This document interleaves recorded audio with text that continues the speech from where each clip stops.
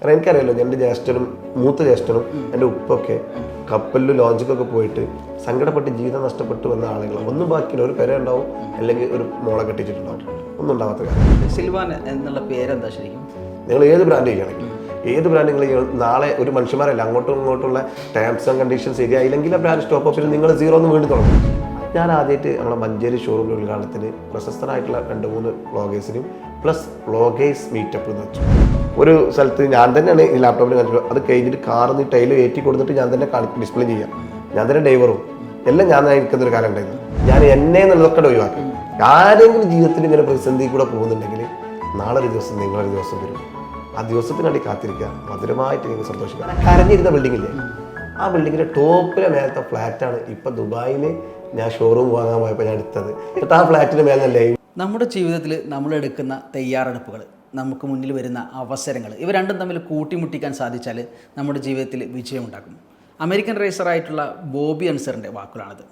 കേരളത്തിൽ അറിയപ്പെടുന്ന tiles marble രംഗത്തെ പ്രസിദ്ധമായിട്ടുള്ള സിൽവാൻ ഗ്രൂപ്പിൻ്റെ സ്ഥാപകനും അതുപോലെ തന്നെ കേരളത്തിലെ അറിയപ്പെടുന്ന ഇൻഫ്ലുവൻസറും അതുപോലെ ബ്ലോഗറും ഒക്കെ ആയിട്ടുള്ള സിൽവാൻ മുസ്തഫയാണ് ഇന്ന് നമ്മോടൊപ്പം ഉള്ളത്. സ്വാഗതം. Thank you. താങ്കളുടെ കുറിച്ച് പറയുകയാണെങ്കിൽ ഒരു കരിയറൊക്കെ തുടങ്ങുന്നത് ശരിക്കും ഗൾഫിലാണ്, പ്രവാസിയായിട്ടാണ്. അതിനുശേഷം ബിസിനസ്മാൻ, കേരളത്തിലെത്തി വീണ്ടും ബിസിനസ്മാൻ എന്നുള്ള ഒരു ഇതിലേക്ക് വരുന്നു. ഒപ്പം ബ്ലോഗറാണ്, ഇൻഫ്ലുവൻസറാണ്, ഈ നിലയിലൊക്കെ പ്രവർത്തിക്കുന്നുണ്ട്. ശരിക്കും എല്ലാം കൂടി നല്ല തിരക്കുള്ളൊരു സമയം കൂടിയാണ്. ശരിക്കും എൻജോയ് ചെയ്യുന്നുണ്ടോ ഒരു ജീവിതം?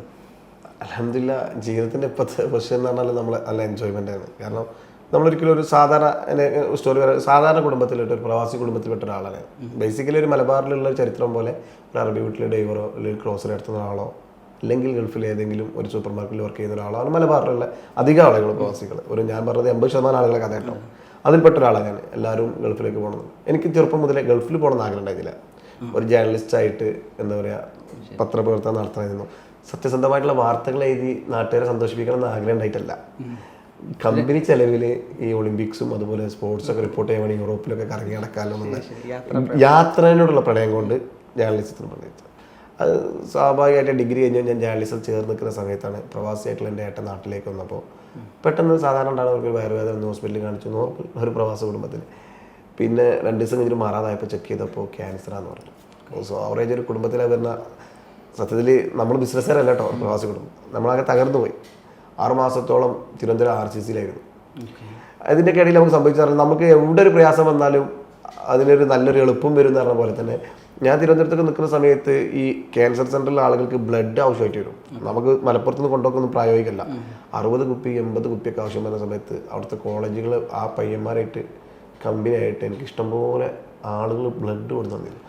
എൻ്റെ ജ്യേഷ്ഠൻ്റെ ആവശ്യത്തിനപ്പുറം അവിടെ കൊടുക്കുന്ന ഒരുപാട് ചോദിക്കാനും നോക്കാനും ആളുകളില്ലാത്ത ഒരുപാട് രോഗികളുണ്ടായിരുന്നു. കൊടുത്തു കൊടുക്കാനല്ല, അവർക്ക് വരെ എനിക്ക് സർവീസ് ചെയ്തെടുക്കാൻ പറ്റി. കാരണം ഇങ്ങനത്തെ കൂട്ടുകാരെ ബന്ധം വെച്ചിട്ട് നാട്ടിലെ ഏത് ഭാഗത്ത് ചെന്നാലും ഒരു നല്ല മനസ്സുള്ള കുറച്ച് ആളുകളുണ്ടാവുമല്ലോ, അവരുടെ സഹായത്തിൽ.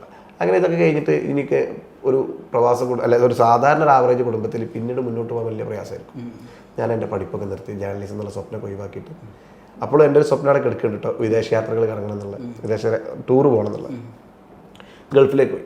ഗൾഫിൽ പോയിട്ട് അവിടെ 5 വർഷം പണിയെടുക്കും. അപ്പോൾ എൻ്റെ ജ്യേഷ്ഠന് കീമോതെറാപ്പി കൊടുത്തിട്ട് മുടിയൊക്കെ പോയിട്ട് ആകണ്ട് ഒരു എന്താ പറയുക, ഒരു ഭയങ്കര നെഗറ്റീവ് മൂഡിലാണ് നിൽക്കുന്നത്.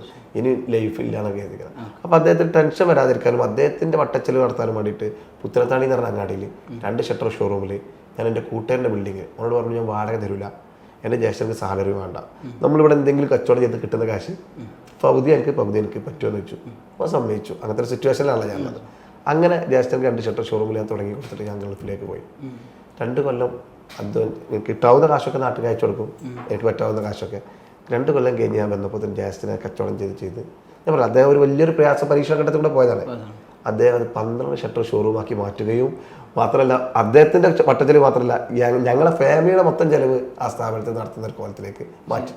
അദ്ദേഹം പറയുന്നത് ഒരു പ്രയാസം വന്നു കഴിഞ്ഞാൽ എളുപ്പം അതിൽ കൂടെ ഉണ്ട്, പക്ഷെ അതുവരെ ശ്രമിക്കാനുള്ളൊരു കഴിവ് കാണിക്കണം എന്നുള്ളതാണ്. അത് നമുക്ക് അപ്പോഴത്തെ സമയത്ത് നമ്മൾ ഭയങ്കര ക്ഷമയുള്ള ആൾക്കാരൊന്നുമല്ല, പക്ഷെ നമ്മൾ ഒരുപാട് സങ്കടപ്പെട്ടിട്ടുണ്ട്. പഠിച്ചവരോട് 27 രാത്രിയൊക്കെ ഇതിന് കരഞ്ഞു വരുത്തിട്ടുണ്ട്. നമ്മളെ ജ്യേഷ്ഠർക്ക് മാത്രം എന്താ അസുഖം കാരണം ഒന്ന് രക്ഷപ്പെടുത്തുന്നത് നമ്മൾ കരുതിയില്ല. നമ്മൾ നമുക്ക് നല്ലൊരു ദിവസം വരാണ്ട് എന്നുള്ളത് അറിയില്ലായിരുന്നു. കുറച്ചുകൂടെ അത് തിന്നുള്ളതാണ് ഏറ്റവും വലിയ രസം. ഈ 2 ഷട്ടറിൽ നിന്ന് 12 ഷട്ടറിലേക്ക് മാറുന്നു. അപ്പോൾ അവിടെ ഒരു ഗ്രോത്ത് ഉണ്ടാവുന്നു, നല്ല ഗ്രോത്ത്. ഏത് സമയത്താണ് ഞാനിത് ചെയ്തത്? കാരണം അവിടെ ചെയ്തത് ജ്യേഷ്ഠനാണ്. അപ്പോൾ അത് ഞാനാണ് ഇത് തുടങ്ങി കൊടുത്തത്. ഫൗണ്ടർ ഞാൻ സിൽവാൻ്റെ 2007 ഞാൻ തുടങ്ങി കൊടുത്തത്. എന്നിട്ട് ഞാനത് തുടങ്ങി ഒരു 12 ഷോറൂമിലേക്ക് ജ്യേഷ്ഠൻ. അപ്പോൾ ജ്യേഷ്ഠനക്ക് അറിയാം എനിക്ക് ഗൾഫിൽ പോകാൻ താല്പര്യമില്ല, പ്രവാസ ലോകം എനിക്ക് ഇഷ്ടമല്ല. കാരണം എനിക്കറിയാമല്ലോ എൻ്റെ ജ്യേഷ്ഠനും മൂത്ത ജ്യേഷ്ഠനും എൻ്റെ ഉപ്പൊക്കെ കപ്പലിൽ ലോഞ്ചിക്കൊക്കെ പോയിട്ട് സങ്കടപ്പെട്ട് ജീവിതം നഷ്ടപ്പെട്ടു വന്ന ആളുകൾ. ഒന്നും ബാക്കിയില്ല, ഒരു പെര ഉണ്ടാവും അല്ലെങ്കിൽ ഒരു മോളെ കെട്ടിച്ചിട്ടുണ്ടാവും, ഒന്നും ഉണ്ടാവാത്ത കാലം. അപ്പോൾ എനിക്ക് താല്പര്യം ഉണ്ടായിരുന്നില്ല. അപ്പോൾ ജസ്റ്റ് എന്നെ തിരിച്ചു വിളിക്കാനുള്ള എല്ലാ പരിപാടിയും ചെയ്തു. അങ്ങനെ ഹോൾസെയിൽ സ്റ്റാർട്ട് ചെയ്തു. അപ്പോൾ ഹോൾസെയിൽ സെറ്റായിട്ട് ഞാൻ നാട്ടിലേക്ക് വരാം. കാരണം അവിടുത്തെ കുടിവെള്ളി വിടാൻ പാടില്ല. നമ്മൾ എല്ലാ പ്രവാസിയും അനുഭവിക്കുന്ന ഒരു പ്രശ്നം എന്ന് പറഞ്ഞാൽ എല്ലാവർക്കും എല്ലാം ചെയ്യാൻ ആഗ്രഹം ഉണ്ടാവും. പക്ഷേ ഞാനിപ്പോൾ നിൽക്കുന്ന ജോലി നിന്നാണ് മാറിക്കഴിഞ്ഞാൽ എൻ്റെ കുടുംബം എന്താവും എന്നുള്ള ഒറ്റ പേടികൊണ്ടാണ് പല ആളുകളും ആ കംഫർട്ട് സോൺ ബ്രേക്ക് ചെയ്യാൻ പറ്റാത്ത പല ആളുകളും ഒടുക്കും എത്താത്തത്. അല്ലെങ്കിൽ നമ്മളെ നാട്ടിൽ കാണുന്നതിൽ വെച്ച് ഏറ്റവും മികച്ച ആളുകളുള്ളത് പ്രവാസ ലോകത്താണ്. ഏറ്റവും നല്ല എന്താ പറയുക ഓൺടർപ്രണേഴ്സ് ഉണ്ടാവും, നല്ല കഴിവുള്ള കലാകാരന്മാരുണ്ടാവും, ഒക്കെ ഉണ്ടാവും, പന്തലിക്കാരുണ്ടാവും, രാഷ്ട്രീയ പ്രവർത്തകരുണ്ടാവും. പക്ഷെ ഒക്കെ ജീവിതത്തിൽ ആണ്ടുപോയി. ഇനി ഞാൻ അവിടെ നിന്ന് പോന്നു കഴിഞ്ഞാൽ എൻ്റെ കുടുംബത്തിലേക്കുള്ള ഇൻകം എന്തായിരിക്കും എന്നുള്ള ഒറ്റ പേടി കൊണ്ടാണ് ഞങ്ങൾ അബദ്ധവശാൽ അല്ലെങ്കിൽ നമുക്ക് നിർബന്ധ ഘട്ടത്തിലാണ് നമ്മൾ കട തുടങ്ങുന്നത്. ഗൾഫിൽ നിൽക്കുന്ന കാലത്ത് ജാസ്റ്റുള്ള വല്ല ബേക്കറിയെങ്കിലും തുടങ്ങി, എന്നാൽ പഠിക്കുന്ന കാലത്ത് എന്നാൽ ഞങ്ങൾക്കൊരു വരുമാനം പോലും ഞാൻ പേടിച്ചിട്ട് ചെയ്യുന്നില്ല, എല്ലാവരും പോലും. പക്ഷെ നിവൃത്തിയില്ലാതായപ്പോൾ നമ്മളത് ചെയ്തു. അപ്പോൾ നമ്മൾ അല്ലെന്നില്ല ജസ്റ്റിന് ഹോൾസെയിൽ തുടങ്ങി. കുറച്ച് ആൾക്കാർ ലൈനിൽ പോയി, ആളുകൾ ലൈനിൽ പോയിട്ട് നമുക്ക് കറക്റ്റ് ടൈമിൽ പേയ്മെൻറ്റ് തരാത്ത അവസ്ഥ വന്നു. കമ്പനിയിൽ നിന്ന് വാങ്ങിയെടുക്കുകയും ഇവിടെ എത്താത്തൊരവസ്ഥ. അത് കണ്ടപ്പോൾ ഞാൻ പിന്നെ എന്ത് ചെയ്തു, ജസ്റ്റിൻ്റെ കൂടെ കൂടാൻ കരുതിയിട്ട് ക്യാൻസൽ ചെയ്തിട്ട് കൂടെ വന്നു. പിന്നെ കേരളത്തിലെ 14 ജില്ലയിലും ഒരു ഓട്ടമായിരുന്നു 2 കൊല്ലം. ഹോൾസെയിൽ എന്ന് പറഞ്ഞാൽ അസർവ എന്ന് പറഞ്ഞ ഒരു ബ്രാൻഡ് ക്രിയേറ്റ് ചെയ്തിട്ട് ഗുജറാത്തിലെ ഒരു ഫാക്ടറിയുമായി ടൈപ്പ് ആയിട്ട് നമ്മളെ മാനുഫാക്ചറിങ് തുടങ്ങിയിട്ട് അവരുമായിട്ടായിട്ട് അത് കേരളത്തിലെ പല ഡിജിറ്റൽ ടൈൽ ഇറങ്ങിയ കാലമാണ്. അത് കേരളത്തിൻ്റെ എല്ലാ ജില്ലയിലും കൂടി ഒറ്റ രീതിയിൽ സക്സസ് ആയ സമയത്താണ് പ്രവാസി ആയിട്ട് തന്നെയുള്ള 10-40 വർഷമായിട്ട് ഗൾഫിൽ നിൽക്കുന്ന ഒരു കുടുംബം സെയ്താലിക്കുട്ടി എന്ന് പറഞ്ഞാൽ അദ്ദേഹത്തിൻ്റെ മകനും കൂടെ നാട്ടിൽ സെറ്റ് ആവുക. 40 വർഷമായി അയാൾ. അപ്പോൾ അവർ ഞങ്ങൾ കൂടെ ചേർന്നു. അവിടെ നിന്ന് അങ്ങോട്ട് ഞങ്ങൾ കൈകോർത്തപ്പോൾ കേരളത്തിലെ ഏറ്റവും വലിയ ടൈൽ ഷോറൂമായിട്ട് കഞ്ഞിപ്പുര എന്ന് പറയുന്ന ആരും അറിയപ്പെടാത്ത വട്ടപ്പാറ മുകളിലുള്ള ആരും വരാത്തൊരു ആ സ്ഥലത്ത് നമ്മൾ ഷോറൂം തുടങ്ങി. ഇന്ന് കേരളത്തിലെ 14 ജില്ലയിൽ നിന്നും കസ്റ്റമർ വരുന്ന ബിൽഡിംഗ് മെറ്റീരിയൽ ഹബ്ബായിട്ട് കഞ്ഞിപ്പുര മാറിയിട്ടുള്ളത്. പ്രത്യേകിച്ച് മലപ്പുറം ജില്ലയിലെ ഏറ്റവും വലിയ ടാക്സ് കൊടുക്കുന്ന ഒരു സ്ഥാപനം കൂടെ സിൽവാനാണ്. അതിൻ്റെ ഇടയ്ക്ക് ചോദിച്ചോളൂ, സിൽവാൻ എന്നുള്ള പേരെന്താ ശരിക്കും? സിൽവാൻ എന്നുള്ള പേര് എന്ന് പറഞ്ഞാൽ കാനന ഭംഗി എന്നാണ്, ഒരു ലാറ്റിൻ വേർഡാണ്. പക്ഷേ ഈ പേരെങ്ങനെ കിട്ടിയെന്ന് വെച്ചാൽ പല ആളുകളും എന്നോട് ചോദിക്കാറുണ്ട്. സത്യം പറയുകയാണെങ്കിൽ പഞ്ചായത്ത് ലൈസൻസിന് 15,000 ഉറുപ്പിക ഇല്ലാത്തതുകൊണ്ട് എൻ്റെ ആ ബിൽഡിംഗ് കൊണ്ടായിട്ടുള്ള കൂട്ടുകാരൻ ഒരു ജെൻസ് വേൾഡ് പൂട്ടിയിരുന്നു, സിൽവാൻ ഫാബ്രിക്സ് എന്ന് പറഞ്ഞിട്ട്, സിൽവാൻ ഫാഷൻ എന്ന് പറഞ്ഞിട്ട്. ആ പേര് സിൽവാൻ എടുത്തിട്ട് അതിൻ്റെ അവിടെ സെറാമിക് കൊടുത്ത 15,000 ഉറുപ്പിക ഇല്ലാത്തതുകൊണ്ട് ഇന്ന് ഭയങ്കര സംഭവം. ആ സിൽവാനിലൊരു വി ഉണ്ട്, വിക്ടറി ഉണ്ട്. അതിൻ്റെ ഒരു കാരുണ്യമായിരിക്കാം, അള്ളാൻ്റെ ഒരു അനുഗ്രഹമായിരിക്കാം. നല്ല വിജയമാണ്, നല്ല പേരും. എല്ലാവരും ചോദിക്കും ഇവിടെ കിട്ടി. ഡിഫറെന്റ് ആയിട്ടുള്ള പേര്. ഞാനത് സിൽവാൻ എന്നുള്ള പേര് കുറെ ഗൂഗിളിൽ അടിച്ചു നോക്കി, പക്ഷെ ലാറ്റിൻ ആണെന്ന് അറിയില്ല. അപ്പോൾ ഇംഗ്ലീഷിലൊക്കെ നോക്കുമ്പോൾ അതിന് പ്രോപ്പർ ആയിട്ട് വരുന്നില്ല. അറബിയിൽ നോക്കിയപ്പോഴും കിട്ടുന്നില്ല. കാനന ഭംഗി എന്നാണ്. പിന്നെ സെൽവ മഞ്ഞ്, അതിൻ്റെ ഒക്കെ ഒരു സെൽവ അതിൻ്റെ ഒക്കെ ഒരു ഇതായിട്ടുള്ള ഒരു നാമമാണ്. പക്ഷെ നമ്മളെടുത്തത് അങ്ങനെയൊന്നുമല്ല, നമ്മൾ വളരെ ചിന്തിച്ചെടുത്തെന്നൊക്കെ വേണമെങ്കിൽ പറയാം. ഇതൊന്നുമല്ല, സുഹൃത്തിൻ്റെത് വാങ്ങിയിട്ട് അതിൽ ചെയ്താണ്. അപ്പോഴും എന്നോട് പറയും എൻ്റെ പേരാട്ടാണ്. Okay okay. അതിന് ഇപ്പോൾ ഒരു ബ്രാൻഡിൻ്റെ പറഞ്ഞല്ലോ, അസർവയുടെ ബ്രാൻഡ്. ഈ ബ്രാൻഡിൽ വഴിയാണോ ശരിക്കും വളർച്ച വരുന്നത്, അതോ നമ്മളെല്ലാ നേരത്തെ തന്നെ കുറേ ടൈലുകൾ എടുത്തിരുന്നല്ലോ പല ക്യാമ്പിൽ? എല്ലാ ടൈൽ ചെയ്യുമ്പോഴും എല്ലാ ബ്രാൻഡ് ചെയ്യുമ്പോഴും ഇന്ന് നിങ്ങൾക്ക് ഏത് ബ്രാൻഡ് ചെയ്യണമെങ്കിൽ നാളെ ആ ബ്രാൻഡുമായിട്ട് നിങ്ങൾ മുന്നോട്ട് പോകാൻ പറ്റാത്തൊരു സിറ്റുവേഷനിൽ നിങ്ങളുടെ ബിസിനസ് സ്റ്റോപ്പ് ആവും. നിങ്ങൾ ഏത് ബ്രാൻഡ് ചെയ്യണമെങ്കിലും ഏത് ബ്രാൻഡ് നിങ്ങൾ നാളെ ഒരു മനുഷ്യന്മാരല്ല, അങ്ങോട്ടും ഇങ്ങോട്ടുള്ള ടേംസ് ആൻഡ് കണ്ടീഷൻസ് ശരിയായില്ലെങ്കിൽ ആ ബ്രാൻഡ് സ്റ്റോപ്പ് ഓപ്പിൽ നിങ്ങൾ 0 വീണ്ടും തുടങ്ങണം. അങ്ങനെയൊക്കെയുള്ള സിറ്റുവേഷനിലാണ് ഞങ്ങൾ സ്വന്തമായിട്ടൊരു ബ്രാൻഡ് തുടങ്ങിയത് അസർവ. ഇന്ന് ഇന്ത്യയിലുള്ള പ്രമുഖമായിട്ടുള്ള പല കമ്പനികളും അടിക്കുന്ന അതേ ക്വാളിറ്റിയിലും പിന്നെ ഏറ്റവും നൂതനമായ ടെക്നോളജിയാണ് അതിൽ ഉപയോഗിക്കുന്നത്. അതിനെങ്ങനെ പറയുകയാണെങ്കിൽ ഞങ്ങളെ ഫീൽഡിലുള്ള ആളുകൾക്ക് അറിയാം. അതുപോലെ കണ്ടിന്യൂ പ്ലസ് എന്ന് പറഞ്ഞ സിസ്റ്റത്ത് പ്രസ്സിങ് ഇതിനാണ് വരുന്നത് ഈ പ്ലാന്റിൽ നിന്ന്. അതുപോലെ ഏറ്റവും വലിയ ടെക്നോളജി പോസ്റ്റ് സീരീസിലൊക്കെ വരുന്ന ടെക്നോളജിയാണ് ഉപയോഗിക്കുന്നത്. അസർവയിൽ ഉപയോഗിച്ച പല ട്രെൻഡുകളും ഇപ്പോൾ ബ്രാൻഡുകളിൽ വരുന്നുള്ളൂ. അതാണ് നമ്മുടെ നാട്ടിൽ കിട്ടിയൊരു ഗുണം എന്ന് പറഞ്ഞാൽ ഇന്ന് കേരളത്തിൽ 14 ജില്ലയിലും അസർവ ചോദിച്ച ആളുകൾ വരാൻ കാരണം എന്ന് പറഞ്ഞാൽ അവർ വിരിച്ച വീഡിയോസ് ഞാൻ എൻ്റെ ചാനലിലൂടെ ഇട്ടിട്ടുണ്ട് 14 ജില്ലയിലും. ഇതിൻ്റെ ക്വാളിറ്റിയും ഗുണമൊക്കെ എല്ലാവരും കണ്ടിട്ടാണ്. അത് പോക്കറ്റിന് ഒതുങ്ങുന്ന ബഡ്ജറ്റും ഉള്ളൂ. ബ്രാൻഡിന് വേറെ അംബാസഡർമാരും വേറെ മാർക്കറ്റിംഗ് ഒന്നും ഇല്ലാത്തതുകൊണ്ട് അങ്ങനെ ആ ഒരു സാധനം ഉണ്ടാകും സിൽവാനിലേക്ക് പല ഭാഗത്തുനിന്നും. നമ്മളൊക്കെ പറയില്ലേ, പത്തായത്തിൽ നെല്ലുണ്ടെങ്കിൽ എലി എവിടെ നിന്ന് വേണമെങ്കിലും വരുന്ന പറയുന്ന പോലെ മെറ്റീരിയൽസ് ഉണ്ടല്ലോ കഞ്ഞിപ്പുര അങ്ങാടിയിലൊന്നും. അങ്ങനെയാണ് നമ്മൾ എക്സ്പാൻഡ് ചെയ്യുന്നതിനെ കുറിച്ചിട്ട് ചിന്തിക്കുന്നത്. ഓക്കെ. ഇന്നിപ്പോൾ നമ്മൾ നിങ്ങളോട് സംസാരിക്കുന്ന സമയത്ത് 20 ഷോറൂം കേരളത്തിലും 21ാമത്തെ ഷോറൂം ദുബായിലും ഓപ്പൺ ചെയ്തു. ദുബായിൽ ഉടൻ ഓപ്പൺ അടുത്ത മാസം ഓപ്പൺ. അടുത്ത മാസം ഓപ്പൺ. കൂടുതൽ GC-യിലേക്ക് വരുന്നുണ്ട്. GC-യിലേക്ക്. ഓക്കെ. ഇപ്പോൾ എത്ര സ്റ്റാഫ് നിലവിൽ ടോട്ടൽ? സിൽവാനിൽ 450ൻ്റെ മുകളിൽ സ്റ്റാഫുണ്ട്. മൊത്തം സിൽവാൻ ബിസിനസ് ഗ്രൂപ്പിൽ 700ഓളം സ്റ്റാഫുണ്ട്. ബേബി വിറ്റിൽ ഇതൊക്കെ ആയിട്ട് 700ഓളം കുടുംബങ്ങൾക്ക് അല്ലാണ്ട് അനുഗ്രഹം കൊണ്ട് എന്താ പറയുക ഒരു ഭക്ഷണം കൊടുക്കാൻ സാധിക്കുന്നുണ്ട്. ഓക്കെ. സിൽവാൻ ടൈൽസിന് പുറമെ വേറെയും സ്ഥാപനങ്ങളുണ്ട്. സിൽവാൻ ലൈറ്റ് ഉണ്ട്, സിൽവാൻ മാർബിൾ ഉണ്ട്, സിൽവാൻ സ്റ്റീൽ സിമെന്റ് ഉണ്ട്, സിൽവാൻ ഇന്റീരിയർ ഉണ്ട്, ഇന്റീരിയർ ഫാക്ടറിയാണ്. ഇതെല്ലാം ബേബി വിറ്റ് അതിൻ്റെ കൂടെ വരുന്നതാണ്. ബേബി വിറ്റ് അതിൻ്റെ കൂടെ അല്ല, FMCG ആണ് കേരളത്തിലെ നല്ലൊരു പ്രൊഡക്റ്റ്. 32 വർഷമായിട്ട് അതുപോലെ എന്താ പറയുക കെമിക്കലൊന്നും ഇല്ലാത്ത കളറൊന്നും ചേർക്കാത്ത അങ്ങനത്തെ ഒരു പ്രൊഡക്റ്റ് നാച്ചുറലായിട്ട് അമ്മമാരുണ്ടാക്കുന്ന പ്രൊഡക്റ്റ് ആണ് ബേബി വിറ്റ്. അതിൽ ഞങ്ങൾ 15% ഉണ്ടായിരുന്നുള്ളൂ. അതിൻ്റെ മുന്നോട്ടുള്ള നടത്തിപ്പിൽ അദ്ദേഹത്തിന് അതിൻ്റെ ഫൗണ്ടർക്ക് മുന്നോട്ട് കൊണ്ടുപോകാൻ ഞങ്ങൾ 50% ആയി. ലാസ്റ്റ് അദ്ദേഹം റിട്ടയർഡ് ചെയ്യുന്നൊരു സമയം വന്നപ്പോൾ അദ്ദേഹത്തിൻ്റെ മകനും അനിയന്മാരൊക്കെ ഞങ്ങളെ കൂടെ ഉണ്ട്. നിങ്ങൾ ഫുള്ളായിട്ട് ടേക്ക് ഓവർ ചെയ്യണമെന്നായിട്ട് ഞങ്ങളോട് റിക്വസ്റ്റ് ചെയ്ത് ഞങ്ങൾ ഫുൾ ടേക്ക് ഓവർ ചെയ്തു. ഇപ്പോൾ ബേബി വിറ്റ് ഇന്ന് 7 കടലും കടന്നിട്ട് ന്യൂസിലാൻഡിൽ വരെ കയറി പോകുന്നുണ്ട്. ഓക്കെ. ശരിക്കും താങ്കളുടെ ഒരു ഡ്രീമല്ല ശരിക്കും ബിസിനസ്സുകാരനാകുക എന്നുള്ളത്. ഡ്രീം ശരിക്കും അപ്പുറത്തുണ്ടായിരുന്ന യാത്രികനാകുക എന്നുള്ളതായിരുന്നു. അതെ, പക്ഷേ നമ്മളൊരു സാധനം അതിയായി ആഗ്രഹിച്ചാൽ അത് നേടിത്തരാൻ ഈ ലോകം ഗൂഢാലോചന നടത്തുന്നത് ദാൽക്കമിസ്റ്റിൽ പൗലോകോളം പറഞ്ഞ പോലെ ഞാനിങ്ങനെ ബിസിനസ്സുകാരനായി കഴിഞ്ഞപ്പോൾ പല കമ്പനികൾ ടാർഗറ്റ് അച്ചീവ് ചെയ്തിട്ട് എനിക്ക് ഫ്രീ ആയിട്ട് ഫോറിൻ ട്രിപ്പുകൾ കിട്ടി. ഇന്ന് ഞാൻ നിങ്ങളെ മുന്നിൽ ഇരിക്കുമ്പോൾ അമേരിക്കയും ലണ്ടനും യൂറോപ്പും നമ്മൾ ഇഷ്ടപ്പെടുന്ന നാടുകളും അതിന് പുറമെ ആഫ്രിക്കനും അറേബ്യൻ രാജ്യങ്ങളും സ്പെയിനും ഇറ്റലിയൊക്കെ ആയിട്ട് 32 രാജ്യങ്ങൾ പോയി. അതും ഫ്രീ ആയിട്ട്. ഈ കമ്പനി ടാർഗറ്റ് അച്ചീവ് ആയിട്ട് എനിക്ക് കിട്ടിയ ഗിഫ്റ്റ്. അപ്പം എൻ്റെ മനസ്സിലുള്ള കിടാതെ ഒരു ഫയർ ഉണ്ടല്ലോ. അപ്പം പുതിയ ടാർഗറ്റുമായിട്ട് വലിയ വലിയ ബ്രാൻഡുകൾ വന്നാൽ എത്താത്ത ടാർഗറ്റ് ആയിരിക്കും. ഇപ്പോൾ ഓൾറെഡി ഞാൻ അമേരിക്ക അച്ചീവ് ആയിട്ടിരിക്കുകയാണ്. അടുത്ത മാസം ജോൺസൺ കമ്പനി അമേരിക്ക അച്ചീവ് ആയിട്ടുണ്ട്. അപ്പോൾ നമ്മൾ എന്ത് ചെയ്യും, അത് ഭയങ്കര താല്പര്യമായതുകൊണ്ട് നമ്മളത് വലിയ രീതിയിൽ അച്ചീവ് ചെയ്യാൻ വേണ്ടി പ്ലാൻ ചെയ്യും. അങ്ങനെ ഞാൻ 32 രാജ്യങ്ങൾ പോയി എന്നുള്ളതാണ്. അതായത് ബിസിനസ്സുകാരനാവണമെന്ന് ആഗ്രഹിച്ചിട്ടില്ലെങ്കിലും പണ്ട് ലൈൻ അടിക്കാൻ വേണ്ടിയിട്ട് ഒരാളോട് പറഞ്ഞിട്ടുണ്ടായിരുന്നു ഞാൻ ബിസിനസ്സുകാരനായിട്ട് മനസ്സിലായി. ഞാൻ അങ്ങനെ ഒരു കഥ കേട്ടിട്ടുണ്ട്. അതുണ്ട്. അത് സത്യത്തിൽ ഞാൻ ബ്ലോഗർ എന്ന് പറഞ്ഞ ആ കഥ പറയുമ്പോൾ നല്ല രസമുള്ള കഥയാണ്. ഞാൻ ബ്ലോഗർ ആയതല്ല. കുളിക്കാൻ പോകുമ്പോഴല്ലേ കുളത്തിനൊക്കെ തിരിക്കുമ്പോൾ കൂട്ടർ തള്ളിയിടും, എന്നിട്ട് നമ്മൾ നീന്തലടിക്കില്ല. അതുപോലെ ഞാൻ ഈ യാത്രകളൊക്കെ പോകുമ്പോൾ ഫേസ്ബുക്കിൽ ലൈവ് ഇടുമായിരുന്നു. അപ്പോൾ എൻ്റെ ഒരു കൂട്ടുകാരൻ പറഞ്ഞു, റഷീദ് പറഞ്ഞ കൂട്ടുകാരൻ പറഞ്ഞു, മുസ്തഫ നീ ലൈവ് ഇടുന്ന പകരം ഒരു യൂട്യൂബ് ചാനൽ തുടങ്ങി, കുട്ടികൾ വലുതാവുമ്പോൾ നിന്റെ മക്കൾക്ക് കാണാറ്. അങ്ങനെ പറഞ്ഞിട്ടാണ് അവൻ്റെ മുച്ച്. അപ്പോൾ ഞാൻ വീഡിയോ ഇട്ടു. വളരെ അടിപൊളിയായിട്ട് റോമിൽ നിന്ന് ഇറ്റലിയിലേക്ക് ബുള്ളറ്റ് ട്രെയിൻ പോകുന്ന ഒരു വീഡിയോ ഇട്ടു. ഭയങ്കര നല്ല എഡിറ്റൊക്കെ ചെയ്തിട്ടു, നല്ല അടിപൊളി തമ്പനയിൽ കൊടുത്തു. ഭയങ്കര വിജയമായിരുന്നു. ഞാനും എൻ്റെ വൈഫും അല്ലാതെ വേറെ ആരും കണ്ടില്ല. അപ്പോൾ എനിക്ക് ഭയങ്കര സങ്കടമായി. പിന്നെ ഞാൻ ഒന്നും കൂടെ ഡെവലപ്പ് ചെയ്തു, ഒന്നും കൂടെ ഇട്ടു. അങ്ങനെ ഞാൻ 38ഓളം വീഡിയോ ഇട്ടു. ഭയങ്കര വിജയം. 10-12 ആളുകൾ കാണും. 10 ആളൊക്കെ ഉണ്ടാവും, എനിക്കൊരു രോമൊക്കെ പൊന്തും. 10 ആളൊക്കെ ഇങ്ങനെ നിൽക്കുന്ന സമയത്ത് സത്യത്തിൽ പറയേണ്ട ഒരു കാര്യമുണ്ട്. ഒരു ചാരിറ്റി പ്രവർത്തനത്തിൻ്റെ ഭാഗമായിട്ട് ഒരാളിനെ കാണാൻ വന്നു. ഞാൻ ചെറിയ രീതിയിൽ ചാരിറ്റി പ്രവർത്തനങ്ങൾ എല്ലാവരും ചെയ്യും, നമ്മുടെ നാട്ടിലെല്ലാവരും ചെയ്യുന്നത്. ആ സമയത്ത് റമദാനാണ്. അപ്പോൾ കടയിൽ നല്ല ബിസിനസ് നടക്കുന്നുണ്ട്. അപ്പോൾ ഞാൻ തന്നെയാണ് അന്ന് എല്ലാട്ടോ ഓണറും ക്ലോസിംഗ് ഒക്കെ ഞാനാണ്. അതൊക്കെ മാറണമല്ലോ. ഓൺ ദ ബിസിനസ്സല്ല അന്ന്. അത് മാറിയിട്ടില്ല, സിസ്റ്റമാറ്റിക് ആയിട്ടില്ല. ഞാൻ പോയി കഴിഞ്ഞാൽ ആ ബിസിനസ് കുറയുന്നത് പേടിച്ചു 2 രൂപ. ഒന്ന് ഈ ചാരിറ്റി ചെയ്യാൻ പോവാം, അല്ലെങ്കിൽ ഈ ബിസിനസ് നടത്താം. എൻ്റെ മനസ്സിൽ 2 ചോദ്യം വന്നു. അവസാനം ഞാൻ ചാരിറ്റി പറഞ്ഞ സമൂഹത്തിനാണല്ലോ, മറ്റത് എനിക്ക് പേഴ്സണലാണല്ലോ. ഞാൻ കൊല്ലി നേരിട്ട് നമ്മൾ ഗൾഫിലേക്ക് അങ്ങനെ വരുന്നുണ്ടല്ലോ. ഞാൻ ആ ചാരിറ്റി കണ്ടിറങ്ങി അതിൻ്റെ കൂടെ പോയി. ഞാൻ അതിൻ്റെ കൂടെ പോയി കുറച്ച് ആളുകളെ സഹായിക്കാനും പ്രവർത്തിക്കാനൊക്കെ വേണ്ടി പോയ സമയത്താണ് കറക്റ്റ് എനിക്ക് കോൾ വരുന്നത് ഫോണിൽ. നിങ്ങളെ വീഡിയോ കണ്ടിട്ട് ഇത് എവിടെ സ്ഥലം എന്ന് വെച്ചിട്ട്. അപ്പോൾ ഞാൻ അങ്ങനെ വിളി വരുന്നില്ല. എനിക്ക് ഒരു 10-20 വിളി വന്നപ്പോൾ ഞാൻ വെറുതെ എൻ്റെ യൂട്യൂബ് എടുത്ത് നോക്കി. അപ്പോൾ ഞാൻ അന്നിട്ട് ഒരു വീഡിയോ, ഒരു ഗുജറാത്ത് ഫാക്ടറി പോയിട്ട് ആ ഫാക്ടറിൻ്റെ വീഡിയോ ഇങ്ങനെ എടുത്ത് ഞാൻ മൊബൈൽ ഇങ്ങനെ ജെർക്ക് ചെയ്യുന്നുണ്ട്, ഇങ്ങനെ ഷെയ്ക്ക് ചെയ്യുന്നുണ്ട്. അപ്പോൾ ആളുകൾ വീഡിയോ ക്വാളിറ്റി ഒന്നുമില്ല. അതണ്ട് കയറിക്കത്തി 4 ലക്ഷം ആളുകൾ കണ്ടുകണ്. അതിനടിയിൽ കമൻ്റൊക്കെ, നീ എന്ത് വ്ളോഗറാണോ ഇങ്ങനെ വ്ളോഗ് ചെയ്യുക. അപ്പോഴാണ് ഞാൻ അറിയില്ല ഞാൻ വ്ളോഗറാണെന്ന്. ഓട്ടോമാറ്റിക് 10K അയക്കുന്നത്. 4 ലക്ഷം ആളുകൾ കണ്ടപ്പോൾ 10K അയക്കുന്നത്. അപ്പോൾ അറിയാതെ എനിക്ക് മനസ്സിലായി ആളുകൾ അവർക്ക് ആവശ്യമുള്ള സാധനമാണ്. അപ്പോൾ വീടൊരുക്കുന്ന ആളുകൾ പല രീതിയിൽ കബളിപ്പിക്കപ്പെടും.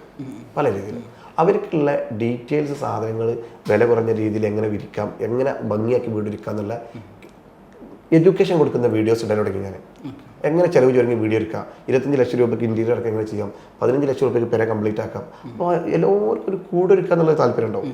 അത് നല്ല രീതിയിൽ അപ്പോൾ എനിക്ക് റിസൾട്ട് എന്നെ വിളിക്കൽ തുടങ്ങി.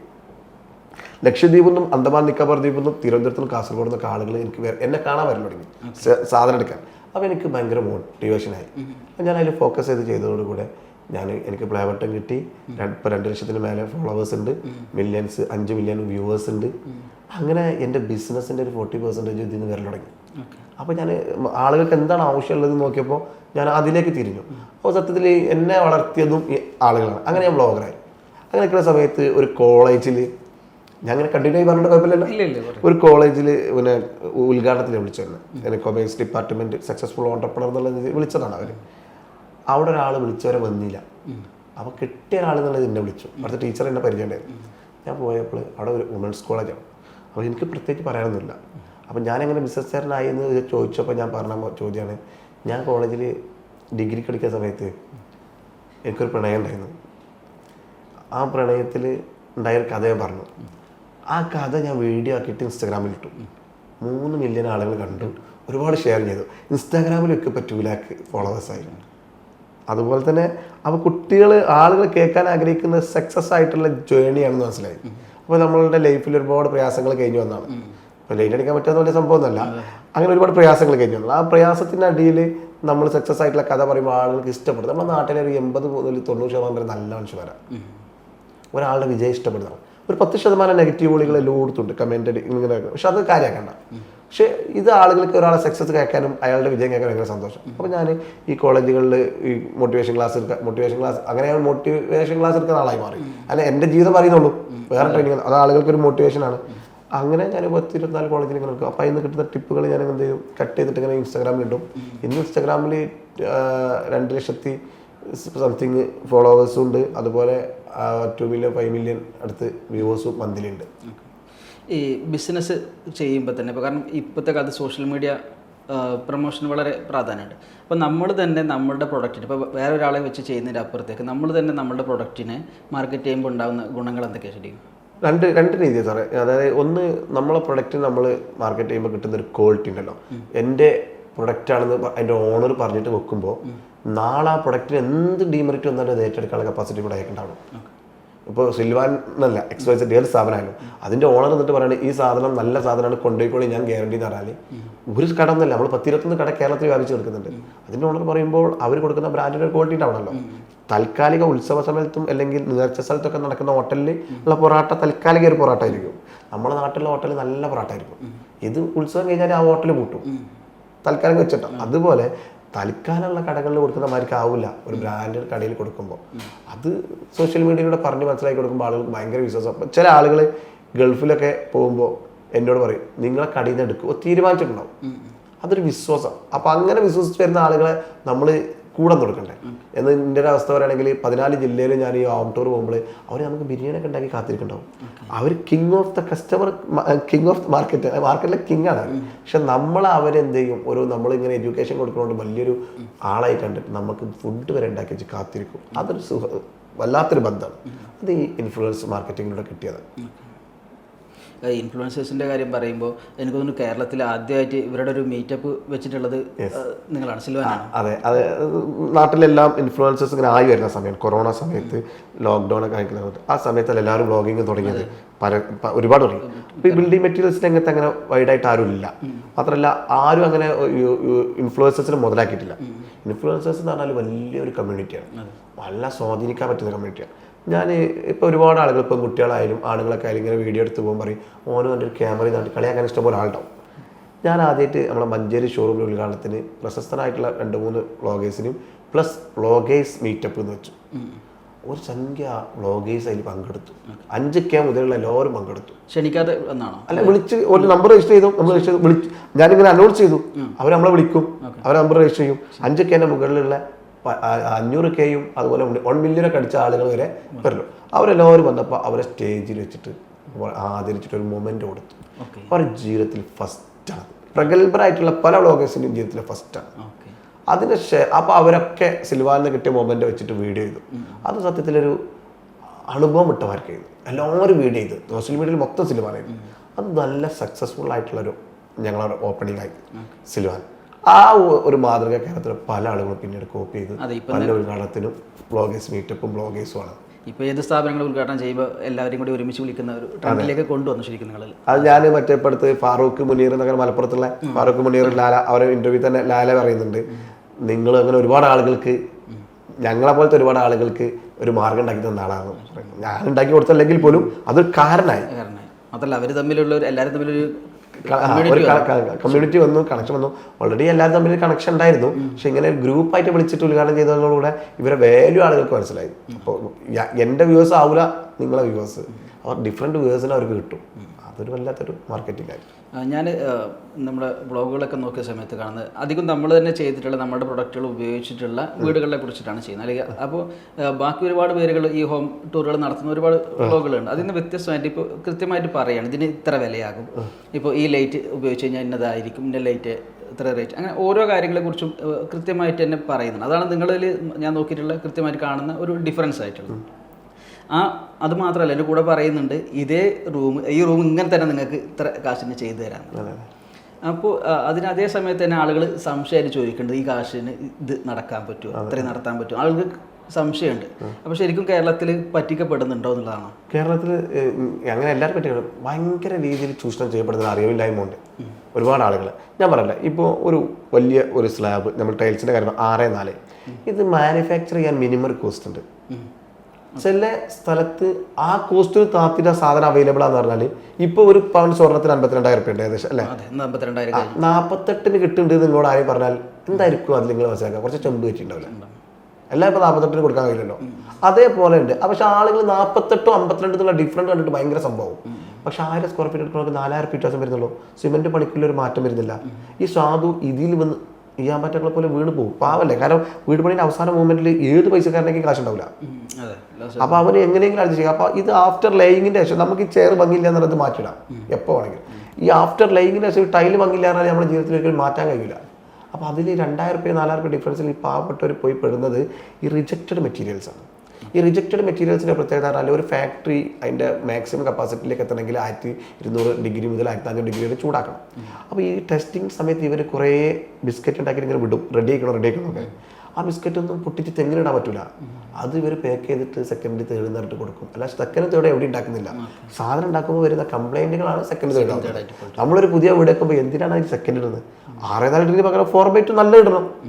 ഏറ്റവും നല്ല ഫ്രഷ് നമുക്ക് ഒരു സെക്കൻഡ് ഹാൻഡ് വണ്ടി ഒരു 3 ലക്ഷം രൂപ കിട്ടാണ്ട് ഒരു ഫ്രഷ് വണ്ടി 3 ലക്ഷത്തിന് 20,000 കിട്ടാണ്ട് നമ്മൾ 3,20,000 ഫ്രഷ് വണ്ടി എടുക്കില്ല നല്ലത്. കാരണം ഇതിന് എന്തൊക്കെ കംപ്ലൈൻറ്റ് വരുന്ന എടുക്കുന്നത് നമുക്ക് അറിയില്ലല്ലോ.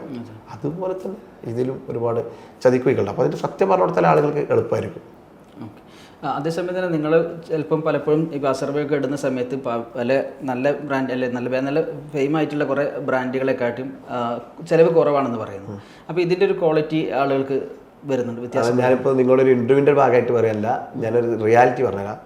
പ്രമുഖമായിട്ടുള്ള ബ്രാൻഡ് പേര് പറയുന്നില്ല, ഇന്ത്യയിൽ ആദ്യം 1, 2, 3 സ്ഥാനങ്ങളിലുള്ള ബ്രാൻഡ് അവരുടെ ഫാക്ടറിയിൽ നിന്ന് അസർബൈജ് അടിച്ചിരുന്നുണ്ട്. അതിൻ്റെ വിത്ത് പ്രൂഫ് എന്തൊക്കെ ഉണ്ട്. അതായത് ഏറ്റവും വലിയ രസം എന്താ പറയുക, ഇതിൻ്റെ ഏറ്റവും വലിയ രസം എന്താ പറയുക, നമ്മൾ സക്സസ്ഫുൾ ആയി കഴിഞ്ഞാൽ ഞാൻ ഒരു സമയത്ത് ഈ കഞ്ഞിപ്പുര ഈ ഷോറൂം തുടങ്ങിയ സമയത്ത് അത് ഞാനിപ്പോൾ ആരെങ്കിലും ജീവിതത്തിൽ പരാജയപ്പെട്ടു എന്നെക്കൊണ്ടൊന്നും ആവില്ല എന്ന് കരുതുന്ന ആളുകൾക്ക് വേണ്ടിയിട്ട് പറയട്ടോ. കച്ചിപ്പുറത്ത് ഒരു അൺനോൺ പ്ലേസ് ആണ്, മലപ്പുറം ജില്ലയിലെ ടൗൺ പോലെയല്ല, അപകടം നടക്കുന്ന വട്ടപ്പാറയുടെ മുകളിലുള്ള സ്ഥലം. ഞാനൊരു പ്രമുഖ ബ്രാൻഡിനായിട്ട് ചെന്നിട്ട് ഡീലർഷിപ്പ് പോയിക്കല്ലോ. അപ്പോൾ തന്നില്ല, ഡീലർഷിപ്പ് ഒന്നും അവിടെ തരാറായിട്ടില്ല, കാരണം അങ്ങനത്തെ സ്ഥലമല്ലല്ലോ എന്നാണ് ഭയങ്കര ഡിമാൻഡ്. ആ ബ്രാൻഡിൽ കഴിഞ്ഞ സാമ്പത്തിക വർഷത്തിൽ ഇന്ത്യയിൽ 1ാം സ്ഥാനം അടിച്ചു. പിന്നീട് നമ്മൾ വലുതായ പോലെ തന്നു, ഇന്ത്യയിൽ 1ാം സ്ഥാനം അടിച്ചു കാണിച്ചു കൊടുത്തു. അതിൻ്റെ ട്രോഫി എൻ്റെ ഷോക്കേസിലുണ്ട്. പിന്നെ വേറൊരു ബ്രാൻഡ് ഞങ്ങൾ നല്ല രീതിയിൽ ഇങ്ങനെ ചെയ്തുകൊണ്ടിരിക്കുന്ന സമയത്ത് നമ്മൾ അടുത്ത് വന്നിട്ട് പറഞ്ഞു നമ്മളെ കപ്പാസിറ്റി മനസ്സിലാക്കി. ഒരു ബ്രാൻഡ് നമ്മൾ അണ്ടർ എസ്റ്റിമേറ്റ് ചെയ്തു, ഒരു ബ്രാൻഡ് ഞങ്ങളെ മനസ്സിലാക്കി. ഒരു ബ്രാൻഡ് വന്നിട്ട് നമ്മൾ പറഞ്ഞു, നമ്മൾ അത് ഗമ്മായിരുന്നു ടൈൽ അഡ്ഹസീവ്. നമ്മൾ ചെറിയ ഫെവിക്കോളിൻ്റെ റോഫ്, അത് പേര് പറയാം, കാരണം നല്ലത് പറയാനല്ലോ, മോശം പറയുമ്പോൾ പേര് പറയാൻ പാടില്ല, നെഗറ്റീവ് അല്ലേ. ആ ഒരു എന്നോട് ഞങ്ങൾ പറഞ്ഞു. അപ്പോൾ ഞങ്ങൾ ലാട്രിക്കേറ്റും മപ്പായൊക്കെ ചെയ്യുന്ന കാലമാണ് ബ്രാൻഡ് സാധനം. അപ്പോൾ ഞങ്ങൾ വേണ്ട. അപ്പോൾ സജീവ് എന്ന് പറഞ്ഞ ആൾ എൻ്റെ ജാസ്നായിട്ടുള്ള ബന്ധം, പൈസയിലേക്ക് ഫില്ലിംഗ് പൗഡർ വെക്കട്ടെ എന്ന് വെച്ചു, ഒരു ബക്കറ്റ്. അപ്പോൾ സജീവിനോടുള്ള ബന്ധം കൊണ്ട് പൈസയിലേക്ക് പണ്ട് പോലെ നമ്മൾ സപ്പോർട്ട് ചെയ്യുന്ന ആളുകളെ സപ്പോർട്ട് ചെയ്യുന്നുള്ള അഭിപ്രായക്കാരാണ്. കാരണം നമ്മൾ ഷിപ്പിംഗ് ചെയ്യുന്നത് യമുനയാണ് മെയിനായിട്ട്. യമുനൻ്റെ അനൂപ് എന്ന് പറഞ്ഞ ആൾ ഞങ്ങൾ ഒന്നുമില്ലാത്ത കാലത്ത് ഞങ്ങളെ സപ്പോർട്ട് ചെയ്ത ആളാണ്. ഇന്ന് ഞങ്ങൾ വലിയ സംഭവമായിട്ട് 100-120 കണ്ടു നടക്കുന്ന സമയത്തും ഞങ്ങൾ അനൂപിൻ്റെയൊക്കെ നടക്കുക. അതൊരു ഞങ്ങളൊരു പോളിസിയാണ്, എത്തിക്സ്. കേൾക്കാൻ പറയുന്നത് ഞാൻ ഷിപ്പിംഗ് ആർക്ക് കൊടുത്താലും അനൂപിന് കൊടുക്കണം പറഞ്ഞിട്ടുണ്ട്. കാരണം നമ്മളൊന്നും ഇല്ലാത്ത കാലത്ത് നമ്മൾ ക്രെഡിറ്റ് തന്ന് നമ്മളെ പൊക്കി പിടിച്ച ആളുകൾ നമ്മൾ വലുതാകുമ്പോൾ അതിലേറെ ₹100 2,000 കുറഞ്ഞ ആളുകൾ വരും. പക്ഷെ അത് മൂപ്പര പോളിസിയല്ല, അതാണ് ഞങ്ങൾ ഫോളോ ചെയ്തുകൊണ്ടിരിക്കുന്നത്. അതേപോലെ ഈ ടീം വന്നിട്ട് ഒരു പാക്കറ്റ് തന്നു, അവർ തന്നു ഫെവിക്കോൾ എന്ന് പറഞ്ഞ ബ്രാൻഡ് എനിക്കറിയാലോ, അതിൻ്റെ റോഫ്. അത് ഇന്ന് കഴിഞ്ഞ സാമ്പത്തിക വർഷത്തിലും ഇപ്പോൾ ഈ മാർച്ചിൽ സാമ്പത്തിക വർഷം ക്ലോസ് ചെയ്തതിലും ഇന്ത്യയിൽ നമ്പർ 1 നമ്മുടെ സിൽവാനാണ്. ഓക്കെ. അവര് നമ്മളെ മനസ്സിലാക്കിയിട്ട് ഒരു പാക്കറ്റ് പക്ഷേ കയറ്റുള്ളൂ. പക്ഷേ പിന്നീട് വലുതായി നമ്മുടെ എല്ലാ ബിസിനസ്സിലും അവർ കയറി വലിയ പോലെ. ഇന്ത്യയിൽ നമ്പർ 1 എന്ന് പറഞ്ഞാൽ ചെറിയതല്ല, കേരളത്തിലൊക്കെ. ഇന്ത്യ എന്ന് പറയുന്ന ഒരു വലിയ കൺട്രിയിൽ ആ ഫെവിക്കോൾ എന്ന് പറഞ്ഞ ബ്രാൻഡിൽ നമ്പർ 1 കഴിഞ്ഞ സാമ്പത്തിക വർഷം ഈ സാമ്പത്തിക വർഷം നമ്മൾ സിൽവാനാണ്. അതായത് ഒരു ഇന്ത്യ മുഴുവൻ അറിയപ്പെടുന്ന ഒരു നാഷണൽ പ്രൊഡക്റ്റിന്റെ അതിന്റെ ഏറ്റവും വലിയ സെയിൽ ഡീലർ കേരളത്തിന്റെ തന്നെ കഞ്ഞിപ്പുര എന്ന് പറഞ്ഞ ചെറിയ സ്ഥലത്ത് തുടങ്ങിയിട്ടുള്ള ആ സ്ഥാപനത്തിലാണ് ഇപ്പൊ അതിന്റെ ഇപ്പൊ നമുക്ക് 20 ബ്രാഞ്ച് ഇപ്പൊ ഓക്കെയാണ്. അത് കണ്ണൂരും കാസർഗോഡും മറ്റേ കാലിക്കറ്റും അതുപോലെ എറണാകുളത്തും പാലക്കാട് മട്ടമ്പൊക്കെ ഉണ്ട്. പക്ഷെ അപ്പോഴും കേരളത്തിലുള്ള ബ്രാൻഡിലാന്നുള്ളത് ചിലർ അണ്ടർ എസ്റ്റിമേറ്റ് ചെയ്യും, ചിലർ ആളുകളെ വാല്യൂ എടുക്കും. ഈ ഒരു ബ്രാൻഡ് ഞങ്ങളെ വില നിന്നു കയറി വന്ന് ഓൾക്ക് മനസ്സിലായി, ഞങ്ങൾ കൊടുത്തു. മറ്റേ ബ്രാൻഡ് നമ്മൾ അണ്ടർ എസ്റ്റിമേറ്റ് ചെയ്തു. പക്ഷെ ഓലെ മുന്നിൽ നമ്മളെ ജയിച്ച് കാണിച്ചു കൊടുത്തപ്പോൾ അത്ര ലൈഫിൽ നമ്മൾ ഒരാളെ അണ്ടർ എസ്റ്റിമേറ്റ് ചെയ്യരുതെന്നാണ് ഞാനിതിന്ന് പഠിച്ച പാഠം. ഞാൻ ആ കോളേജിലെ കുട്ടിയോട് പറഞ്ഞിരിക്കണേ, ഞാൻ നാളെ ഫ്യൂച്ചറിൽ ഒരു ബിസിനസ്സുകാരനാവും. ഞാൻ അപ്പോൾ നീ BCom ഇതിൻ്റെ അക്കൗണ്ട്സ് ജോലി വരും, അപ്പോൾ എൻ്റെ ഒക്കെ ബെഞ്ചുകാരുണ്ടാവും. അപ്പോൾ നീ വരുമ്പോൾ ഒരു ഇന്റർവ്യൂവിന് നമുക്ക് ജോലി തരാൻ പറ്റും, ഇപ്പോൾ ആണെങ്കിൽ പോരൻ്റെ കൂടെ ഭാര്യയായിട്ട് ജീവിക്കാന്ന് പറഞ്ഞാൽ ആ ഒരു കഥൻ്റെ വേറെ ലെവലാണ് എന്ന് കരുതിയിട്ട് ഭയങ്കര സംഭവമായിട്ട് പറയല്ല. അന്നൊരിക്കലും പ്രതീക്ഷിക്കാത്ത ഇപ്പോൾ കാണുന്ന എൻ്റെ അന്ന് വാട്സപ്പില്ല, ഞങ്ങൾ പഠിക്കുന്ന സമയത്ത് വാട്സപ്പ് ആയിട്ടില്ല. ഇപ്പൊ വാട്സപ്പ് ടൈമിൽ എല്ലാവരും വളർച്ച അപ്ഡേറ്റ് ആയിട്ട് കണ്ടുകൊണ്ടിരിക്കുകയാണ്. അന്ന് നമ്മളെ കൂടെ പഠിച്ചത് ഓഫായിട്ട് കുറെ കാലത്തിന് ശേഷം ഈ റീയൂണിയന്റെ സമയത്താണ് പിന്നെ കാണുന്ന ഇപ്പോൾ ആൾക്കാർക്ക് അവർക്കൊന്നും ഒരിക്കലും മനസ്സിലാക്കാൻ പറ്റാത്ത ലെവലിലേക്ക് പഠിച്ചോ നമ്മളെ വളർത്തിയെന്നുള്ളതാണ്. അത്രത്തോളം ഉയരത്തിലേക്ക് എത്തിച്ചു എന്നുള്ള അത് നിമിഷം നേരം മതി പഠിച്ചോളെ സംബന്ധിച്ച്. പഠിച്ചോന്റെ ഖജനാവ് അത്രയും വലുതാണല്ല. നിമിഷം നേരം മതി ഒരാളെ മുക്കി മേലെ കൊണ്ടുപോകാനും, നിമിഷം നേരം മതി ഒരാളെ താഴ്ത്തു പോകണം. കാരണം നമ്മൾ കണ്ടാണ് വിജയ് മല്യൻ്റെയും അതുപോലെ UXന്റെ ഒക്കെ അവസ്ഥ. എത്രയോ മേലെത്തി, ഭയങ്കര അഹങ്കാരമായിരുന്നു. ഒരൊറ്റ ദിവസം കൊണ്ട് പൊട്ടി. നമ്മൾ പണ്ട് നമ്മളെ മലയാളത്തിലാണ് പറയും മാറാപ്പ് തൂക്കുന്നവനും ഭവാൻ എന്ന് പറഞ്ഞാൽ ഒറ്റ ദിവസം കൊണ്ട് ഉയർത്താനും പറ്റും. അത് നമ്മൾ ഏത് ലെവലെത്തി കഴിഞ്ഞാലും നമ്മുടെ ആ ഒരു വിശ്വാസം ഉണ്ടല്ലോ, അതിൽ നിന്ന് പിന്മാറാതെ മുന്നോട്ട് പോകണം എന്നുള്ള ഒരു കാഴ്ചപ്പാടാണ് നമുക്കുള്ളത്. ശരി ശരി. അതേതായാലും വിജയിക്കട്ടെ ഞാൻ ആശംസിക്കുകയും ചെയ്യാം. നേരത്തെ അങ്ങനെ പറഞ്ഞു, ഇപ്പോൾ ഗൾഫിൽ 2 കൊല്ലം കൂടി നമ്മൾ പിടിച്ചു നിന്ന ഒരു കാര്യം പറയാം. അപ്പോഴും നമ്മളൊരു മിനിമം ആ ഒരു ഇൻകം വരെ ബ്ലോക്ക് ആവരുതെന്നുള്ളതാണ് ഉദ്ദേശിച്ചിരിക്കുന്നത്. ഇപ്പോൾ ഈ പുതിയ തലമുറ ആളുകൾ ഒരുപാട് പേര് ബിസിനസ് ചെയ്യണം അല്ലെങ്കിൽ സ്റ്റാർട്ടപ്പുകൾ തുടങ്ങണം എന്ന് വിചാരിക്കുന്ന കുറേ ആളുകളുണ്ട്. അപ്പോൾ ഇവരോടായിട്ട് ശരിക്കും പറയാനുള്ളത്, അതായത് നമ്മളൊരു കയ്യിലൊരു ഇൻകം അല്ലെങ്കിൽ ഏണിങ്സ് ഉണ്ടാക്കിയതിന് ശേഷം ബിസിനസ്സിലേക്ക് ഇറങ്ങണം എന്നാണോ, അതോ നിങ്ങളുടെ ഡ്രീമിൻ്റെ കൂടെ ആദ്യം തന്നെ പുറപ്പെട്ടോളൂ എന്നുള്ളതാണോ? ഇത് ഞാൻ സത്യത്തിൽ പറയാനുള്ള എക്സ്പേർട്ട് അല്ല ഞാൻ. പക്ഷേ എന്നാലൊരു കാര്യം പറഞ്ഞാൽ ഇപ്പോഴത്തെ കാണുന്നത് ഏറ്റവും വലിയ പോസിറ്റീവ് പറഞ്ഞാൽ ഞാൻ പോകുന്ന പല സ്ഥലത്തും എൻ്റെ കൂട്ടുകാർ എൻ്റെ കൂടെ സെൽഫി എടുക്കും, ഫോട്ടോ എടുക്കും, ഈ ഫോളോ ചെയ്യുന്നത്. ഞാനൊരു സെലിബ്രിറ്റിയോ അല്ലെങ്കിൽ സിനിമ നടനോ ഒന്നുമല്ല, രാഷ്ട്രീയ നേതാവുമല്ല. പക്ഷേ അതിന് മനസ്സിലാക്കേണ്ടതെന്ന് പറഞ്ഞാൽ എൻ്റെ വ്ളോഗ് കണ്ടിട്ടൊന്നുമല്ല, ഇവരൊക്കെ മനസ്സിലൊരു ഓണ്ടർപ്രണർ ആണെന്ന് ആഗ്രഹമുണ്ട്. അത് ഭയങ്കരമായിട്ട് ചെറുപ്പക്കാരിൽ വളർന്നിട്ടുണ്ട്. എല്ലാ ചെറുപ്പക്കാരും ഞാൻ കാണുന്ന ഒരുവിധം, എൻ്റെ കണ്ണും അങ്ങനെ ആയതുകൊണ്ട് അറിയില്ല, കാണുന്ന ഒരുവിധം എല്ലാ ചെറുപ്പക്കാരിലും ഒരു ഓണ്ടർപ്രണർ ആണെന്ന് വല്ലാത്തൊരു പൂതി. അത് നല്ല പോസിറ്റീവ് സൈനാണ്. വരും വർഷങ്ങളിൽ 10 വർഷത്തിനുള്ളിൽ കേരളത്തിൽ നിന്ന് ഇൻ്റർനാഷണൽ ലെവലിലുള്ള 10-100 ബ്രാൻഡ് വരാൻ പോവാം. കാരണം പയ്യന്മാരൊക്കെ അതിൻ്റെ ബാക്കില്ല. അങ്ങനെ നിൽക്കുന്ന ആളുകളോട് എനിക്ക് പറയാനുള്ളത്, നമ്മൾ ഇപ്പം നമുക്കൊരു ഇൻകം കിട്ടുന്നുണ്ടാവും, നമ്മളൊരു ബ്രേക്ക് ചെയ്യാനുള്ള ഒരു പ്രയാസം ഉണ്ടാവും. അപ്പോൾ ചിലപ്പോൾ ഒരു വീട്ടിലൊരാൾ മാത്രമാണ് കാരണം അവൻ നിർത്തി കഴിഞ്ഞാൽ എൻ്റെ ഒരു അമ്മായിൻ്റെ മോൻ തന്നെ ഉണ്ട്, അവനോട് ഞാൻ പറയുമ്പോൾ അവൻ പറയും മുസ്തഫ ചിലവ് ബുദ്ധിമുട്ടാവും. അപ്പോൾ ഞാനങ്ങനെ മോട്ടിവേറ്റ് ചെയ്ത് കൊണ്ടുവരാണ് ഒരു ബിസിനസ്സിലേക്ക്. എൻ്റെ കൂടെ തന്നെ വരുന്നില്ല, കുടുംബക്കാരൊക്കെ നമ്മളെ കൂടെ വന്നിട്ട് ഞാൻ നോക്കിയില്ല പേരാണ്ടോ അവനക്ക് തന്നെ സെറ്റാക്കി കൊടുക്കാനുള്ള പരിപാടിയാണ്. അപ്പോൾ അവൻ പറഞ്ഞ ഒരു സാധാരണ പ്രവാസികളുടെ കാര്യമാണ്, ഞാനിപ്പോൾ നിർത്തിയാൽ എൻ്റെ വീട് പട്ടിണിയാവും എന്നുള്ളൊരു പ്രശ്നം. അതിൽ നിന്ന് മനസ്സിലാക്കേണ്ടത് ആദ്യം കിട്ടുന്ന ചിലവിൽ നമ്മളിങ്ങനെ സ്വപ്നം കണ്ടു കഴിഞ്ഞാൽ കിട്ടുന്ന വരുമാനത്തിൽ നിന്ന് അതിലേക്കൊരു വീതം മാറ്റി വെച്ചതിൻ്റെ ബാക്കി വീതം കൊണ്ട് മാത്രം ചിലവഴിക്കാൻ പാടുള്ളൂ. സാധാരണ ഇപ്പോൾ നമ്മൾ സംഭവിക്കുന്ന അറിയില്ല, നമ്മൾ കിട്ടിയ ഇത് എമൗണ്ടിൽ നിന്ന് നമ്മളെ ചിലവ് മൊത്തം കഴിഞ്ഞിട്ട് മാറ്റി വെക്കാൻ നോക്കുമ്പോൾ ഒന്നും ബാക്കി ഉണ്ടാവില്ല. നേരെ മറിച്ച് നമുക്കൊരു സ്വപ്നം കണ്ടാൽ ഞാൻ അത് വിടണ്ട, ആ പുളിക്കൊമ്പ് വിടണ്ട, അതിൽ നിന്നൊരു എമൗണ്ട് നിങ്ങൾ ആ സ്വപ്നത്തിലേക്ക് ഡിവൈഡ് ചെയ്ത് വെച്ചിട്ടുള്ളൊരു എമൗണ്ട് മാറ്റി വെക്കുക. ബാക്കിയുള്ള എമൗണ്ട് ഒരു കൊല്ലം 2 കൊല്ലം ഒന്ന് നെരുങ്ങി ജീവിച്ചാലും ഒന്ന് മാറ്റിക്കുക. എന്നിട്ട് നിങ്ങൾക്ക് പറ്റാവുന്ന ഒരു ബിസിനസ് ചെറിയ രീതിയിൽ സ്റ്റാർട്ട് ചെയ്യണമെന്നാണ് എനിക്ക് പറയാനുള്ളത്. അള്ളാഹു ഹൈർ കൊടുക്കാൻ വരുന്ന അതിൽ വളർച്ച ഉണ്ടാവും. അതാണ് ഒരു റിക്വസ്റ്റ്. അല്ലാതെ ആ പുളിക്കൊമ്പ് വിട്ട് ഇതിലേക്ക് ഒന്ന് പൊട്ടി പിന്നെ പിറ്റേന്ന് ഒരു ഇന്റർവ്യൂവിൽ നമ്മളെ ഇന്റർവ്യൂ കണ്ടിട്ട് പറഞ്ഞതെന്ന് പറയണ്ടല്ലോ. അല്ലെ ഞാൻ പറയാം, അവരുടേതായിട്ടുള്ളൊരു പ്ലാനിങ്ങിലേക്ക് അവർ പോകണം. ശരി ശരി. അതുപോലെ തന്നെ ഇപ്പോൾ ലൈഫിൽ നേരത്തെ പറഞ്ഞൊരു കമ്പനിയുടെ ഉണ്ടായിരുന്ന റിജക്ഷൻ പോലെ തന്നെ ഈ ബിസിനസ്സിലേക്ക് ഇത് തുടക്കത്തിൽ കുറേ കൂടി പ്രയാസങ്ങൾ അനുഭവിച്ചിട്ടുണ്ടല്ലോ. ഇത് കുറച്ച് വലുതായതിനു ശേഷം ഉണ്ടാകുന്ന ഒരു സാധനമാണ്. അപ്പോൾ ഈ തുടക്കത്തിൽ ഈ കേരളം മുഴുവൻ നിങ്ങളിവിടെ കേരളത്തിലെത്തി പിന്നെ 14 ജില്ലകളിലും കിടന്ന് ഓടി കളിക്കുന്ന ഒരു സമയത്ത് എങ്ങനെയായിരുന്നു അന്ന് കിട്ടിയിട്ടുള്ള? ഭയങ്കരമായിട്ട് നമ്മൾ ഇൻസൾട്ട് ചെയ്തൊക്കെ ആളുകളുണ്ട് കേട്ടോ. നമ്മൾ ഒരു പുതിയ പ്രൊഡക്റ്റായിട്ട് നമ്മൾ മാർക്കറ്റിൽ ഇറങ്ങുമ്പോൾ ഓൾറെഡി ഇവിടെ മാർക്കറ്റിലുള്ള ആൾ, ഞാൻ ഗൾഫിൽ നിന്ന് വന്നതുകൊണ്ട് നമ്മൾക്കൊരു റിഡ്സ് കാർ ഉണ്ടായിരുന്നു, പിന്നെ ഒരു ലാപ്ടോപ്പിലായിരുന്നു കാണിച്ചു കൊടുത്തിരുന്നു. അപ്പോൾ ഇവിടെ നിന്ന് ആളുകൾ അങ്ങനെ ആയിട്ടുണ്ടായിരുന്നില്ല ആ സമയത്ത്. അപ്പോൾ നമ്മൾ കളിയാക്കുന്ന ആളുകളൊക്കെ ഉണ്ടായിരുന്നു. ഒരു സ്ഥലത്ത് ഞാൻ തന്നെയാണ് ഈ ലാപ്ടോപ്പിൽ കാണിച്ചു, അത് കഴിഞ്ഞിട്ട് കാറിന്ന് ടൈല് കയറ്റി കൊടുത്തിട്ട് ഞാൻ തന്നെ ഡിസ്പ്ലേ ചെയ്യാം, ഞാൻ തന്നെ ഡ്രൈവറും എല്ലാം ഞാൻ നിൽക്കുന്നൊരു കാലം ഉണ്ടായിരുന്നു. എല്ലാം എന്നെക്കൊണ്ട് പറ്റുന്നൊരു സമയം എല്ലാം ഞാൻ ഡ്രൈവർ ഞാനാണ്, സെയിൽസ്മാൻ ഞാനാണ്, ലോഡിങ് ഞാനാണ്, ഒക്കെ ഞാൻ എടുക്കുന്ന സമയത്ത് അക്കൗണ്ടൻറ്റും ഞാനാണ്, എല്ലാം ഞാൻ തന്നെ.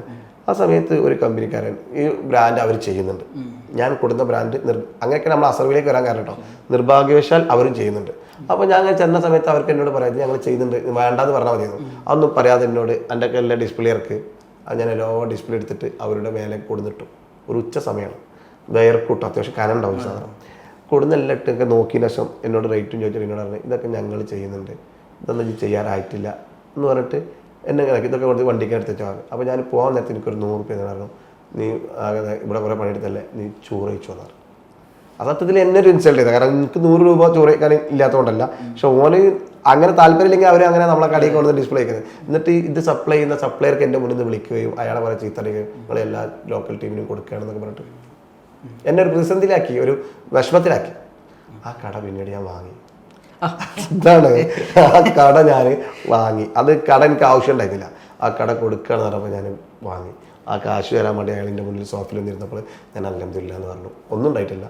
എന്നെ കളിയാക്കി തുടക്കിയ ഒരാളെ പിന്നീട് എനിക്ക് വിൽക്കേണ്ട അവസ്ഥ വന്നുള്ളത് ഞാൻ എന്നെ എന്നുള്ളതൊക്കെ ഒഴിവാക്കി.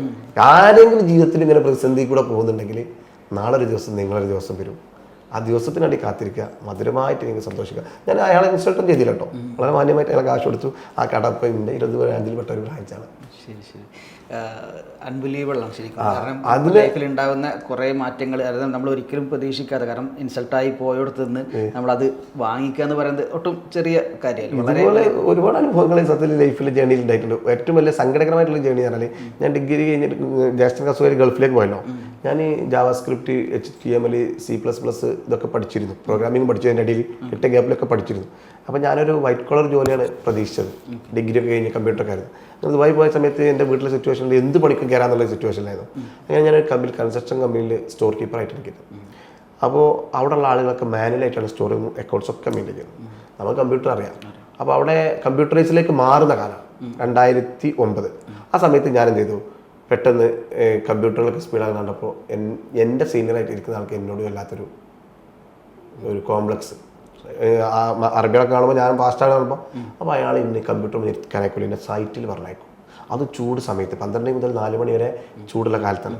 ആ സമയത്ത് ഞാൻ ഈ മരുഭൂമിയിലൂടെ ദുബായിൽ ഇൻ്റർനാഷണൽ സിറ്റി ഫേസ് 2 മരുഭൂമിയിലൂടെ ഇങ്ങനെ നടന്നു പോയിട്ട്, അവിടെ ആ സമയത്ത് ലാബേഴ്സ് ഒന്നും ഉണ്ടാവാത്ത സമയത്ത് ഇയാൾ പറഞ്ഞേക്കും അവിടെ മെറ്റീരിയൽസ് ഇറങ്ങിയിട്ട് അത് കവർ ചെയ്യണം, അല്ലെങ്കിൽ മുനിസിപ്പാലിറ്റി ഫൈൻ അടിക്കുന്നത്.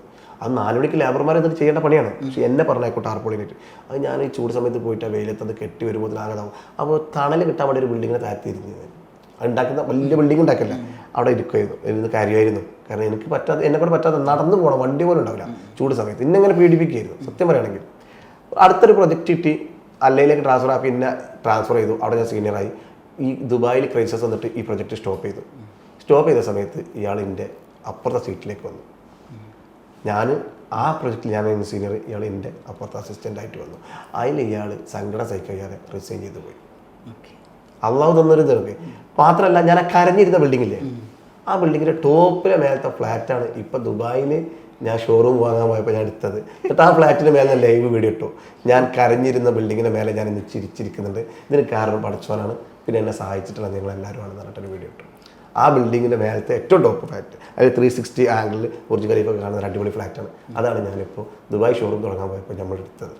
അപ്പോൾ ആ ഭൂമിയിൽ കരഞ്ഞിരുന്ന സ്ഥലത്ത് അള്ളാഹു നമ്മളെ ചിരിപ്പിക്കുക എന്ന് പറഞ്ഞാൽ ലൈവായിട്ട് കണ്ടുകൊണ്ടിരിക്കുക. ഞാൻ ഔല്യൊന്നുമല്ല, പക്ഷേ ഞാൻ അത്ര നല്ലൊരു ഭയങ്കര വലിയൊരാളുമല്ല, പക്ഷെ പഠിച്ചോലെ സാധാരണക്കാരന് പോലും കൊടുക്കുന്ന അനുഗ്രഹം ഉണ്ടല്ലോ, അത് ആ കാത്തിരിപ്പിൽ കിട്ടും. അത് പറയണം എന്ന് എഴുതിയിട്ട് പറഞ്ഞാട്ടോ. ആരെങ്കിലും പ്രയാസപ്പെടുന്നുണ്ടെങ്കിൽ ഓനക്കൊരു ദിവസം പഠിച്ചോ കാത്തിച്ചിട്ടുണ്ട്, അടിപൊളി ദിവസം. അത് നിങ്ങളിൽ വന്നെത്തുന്ന ഇതിലൂടെ ഒരു സൂചന കൊടുക്കണമെന്ന് ആഗ്രഹിക്കുകയാണ്. ഞാൻ ആ ഫ്ലാറ്റിൽ പോയിട്ട് ലൈവ് ഇട്ടിരുന്നു. ഇൻസ്റ്റാഗ്രാമിൻ്റെ ലൈവ് കണ്ട, എന്നെ ഇൻസ്റ്റാഗ്രാം കണ്ട ആളുകൾ ഉണ്ടെങ്കിൽ കാണാം. ഞാൻ അന്ന് കരഞ്ഞ ബിൽഡിങ്ങിലാണ് ഞാൻ ഇന്ന് ചിരിച്ചുകൊണ്ടിരിക്കുന്നത്. പക്ഷേ അഹങ്കാരമൊന്നുമില്ല, പക്ഷേ അള്ളാഹ് ഇവിടെ എത്തിച്ചില്ല, ഒരുപാട് സന്തോഷമുണ്ട്. എന്തായാലും സന്തോഷമുള്ള കാര്യമാണ്. കാരണം എവിടെയൊക്കെ നമ്മൾ തളർന്നിട്ടുണ്ടോ അവിടെയൊക്കെ വിജയിച്ചു, അതായത് സ്പോട്ടിൽ ഒന്നുകൂടി വിജയിപ്പിച്ചു എന്നുള്ളതാണ്. അതുപോലെ തന്നെ നേരത്തെ പറഞ്ഞു നിങ്ങൾ ഈ ജ്യേഷ്ഠൻ്റെ അസുഖ സമയത്ത് അവിടെ ഉണ്ടായിരുന്ന വിദ്യാർത്ഥികളൊക്കെ ആയിട്ട് ഒരു സൗഹൃദം ഉണ്ടാക്കി പെട്ടെന്ന് ഉണ്ടാക്കിയെടുക്കാൻ പറ്റും. താങ്കളുടെ ഒരു വിജയം തന്നെ ശരിക്കും അതാണ്. എവിടെ പോയാലും കുറേ സുഹൃത്തുക്കളുണ്ട് എന്നുണ്ടെങ്കിൽ അത് നാട്ടിൽ നിന്ന് ചെറുപ്പം മുതലേ ഉണ്ടായ കുറേ സുഹൃത്തുക്കളുണ്ടായിരിക്കും. അതിൽ നിന്നൊക്കെ മാറി ബിസിനസ് ലോകത്തേക്ക് എത്തുമ്പോൾ പുതിയ കുറേ സൗഹൃദങ്ങൾ വരുന്നു. എങ്ങനെ അതിൻ്റെയൊക്കെ ഒരു മെയിൻ്റനൻസ് നടക്കും ശരിക്കും? സൗഹൃദം എന്ന് പറഞ്ഞാൽ നമ്മൾ നിഷ്കളങ്കമായിട്ട് ഒരാളെ സ്നേഹിക്കുകയാണെങ്കിൽ, അപ്പോൾ ഞാൻ എപ്പോഴും പറയും, ഞാനൊരു തുറന്ന പുസ്തകമാണ്. ചില അപ്പം തുറന്ന പുസ്തകം ആവാൻ പാടില്ല, പക്ഷേ ഞാൻ തുറന്ന പുസ്തകമാണ്. കാരണം 10 മിനിറ്റ് ഒരാൾ സംസാരിക്കുമ്പോൾ ഞാൻ എന്നിൽ ഒന്ന് മറിച്ചു. എനിക്ക് 2 മുഖം എനിക്ക് ഇഷ്ടമല്ല. ഞാൻ എന്താന്നുള്ളത് അത് ഇങ്ങനെ റിയലി കാണുന്ന മുഖം തന്നെ എൻ്റെയൊക്കെ ഉള്ള എല്ലാം ഇതിലുണ്ടാവും. ഇവിടെ വേറെയും വേറെ അങ്ങനെ. അപ്പോൾ സത്യം പറയുകയാണെങ്കിൽ 1ാം ക്ലാസ് മുതൽ പഠിച്ച ആളുകൾ വരെ ഇപ്പോൾ കട്ടക്ക. 1ാം ക്ലാസ് പഠിച്ചവരൊന്നും നമ്മളിപ്പോൾ ബന്ധങ്ങളൊന്നും ഇല്ലായിരുന്നു. 1ാം ക്ലാസ് പഠിച്ചത് പ്രവാസിയായിട്ട് എൻ്റെ റൂമിൽ നിൽക്കണവർ വരെ ഇപ്പോഴും എൻ്റെ കട്ടക്ക. അതാണ് മനസ്സിൽ നിന്ന് പോകുന്നില്ല. സൗഹൃദം എന്ന് പറഞ്ഞാൽ നമുക്ക് കിട്ടുന്നൊരു അനുഗ്രഹമാണല്ലോ, അത് മനസ്സിൽ നിന്ന് പോകുന്നില്ല. അതൊന്നും എൻ്റെ ഏറ്റവും വലിയ ശക്തി എന്ന് പറഞ്ഞാൽ എൻ്റെ സുഹൃത്തുക്കളും എന്നെ സ്നേഹിക്കുന്ന എൻ്റെ ചങ്കുകളും. ഓക്കെ, ഈ ഇൻസൾട്ടഡ് ആയിട്ടുള്ള കാര്യം പറഞ്ഞു. അതുപോലെ തന്നെ ചീറ്റ് ചെയ്യപ്പെട്ടിട്ടുണ്ട് ബിസിനസ് ശരിക്കും? ഓ, ചീറ്റ് ചെയ്യപ്പെട്ടിട്ടുണ്ട്. ഇക്കാനെ നല്ല ഇക്കൊരു നോർമൽ ഹൃദയമാണ്. അങ്ങനെ ഞാൻ ഗൾഫ് നിർത്താൻ കാരണം ഇക്കാനെ ലൈനിൽ പോകുന്ന ആളുകളൊക്കെ നല്ലതായിട്ട് ചീറ്റ് ചെയ്യും. ഇയാൾ വളരെ സത്യസന്ധനാണ്. പല രീതിയിൽ ഇയാൾ 5-6 പ്രാവശ്യം ചീറ്റ് ചെയ്തിട്ട്. ഇയാൾ അസുഖം കഴിഞ്ഞ് വന്നാണെങ്കിൽ പോലും നിഷ്കളങ്കനാണ്. നിങ്ങളിന്ന് വന്നിട്ട് അയാളോട് ഒന്ന് കൺവിൻസ് ചെയ്ത് പറഞ്ഞാൽ അയാൾ വിശ്വസിക്കരുത്. അങ്ങനെ ചീറ്റ് ചെയ്ത പല ആളുകളുണ്ട്. അങ്ങനെ ചീറ്റ് ചെയ്ത് മുപ്പരം വലങ്കൈ എന്ന് പറഞ്ഞ ആൾ വരെ ചീറ്റ് ചെയ്തു. അങ്ങനെയാണ് നമ്മൾ എന്താ പറയുക, അവരെ മാറ്റി പുതിയ ആളുകളെ കൊടുന്നു. അതൊരു വിജയമായിരുന്നു. ഞാൻ ചീറ്റ് ചെയ്ത് അവിടെ പറയാത്തത് ഒരു നെഗറ്റീവ് ആയതുകൊണ്ട് പറയണ്ട. കാരണം ഈ വീഡിയോ അവരും കാണും.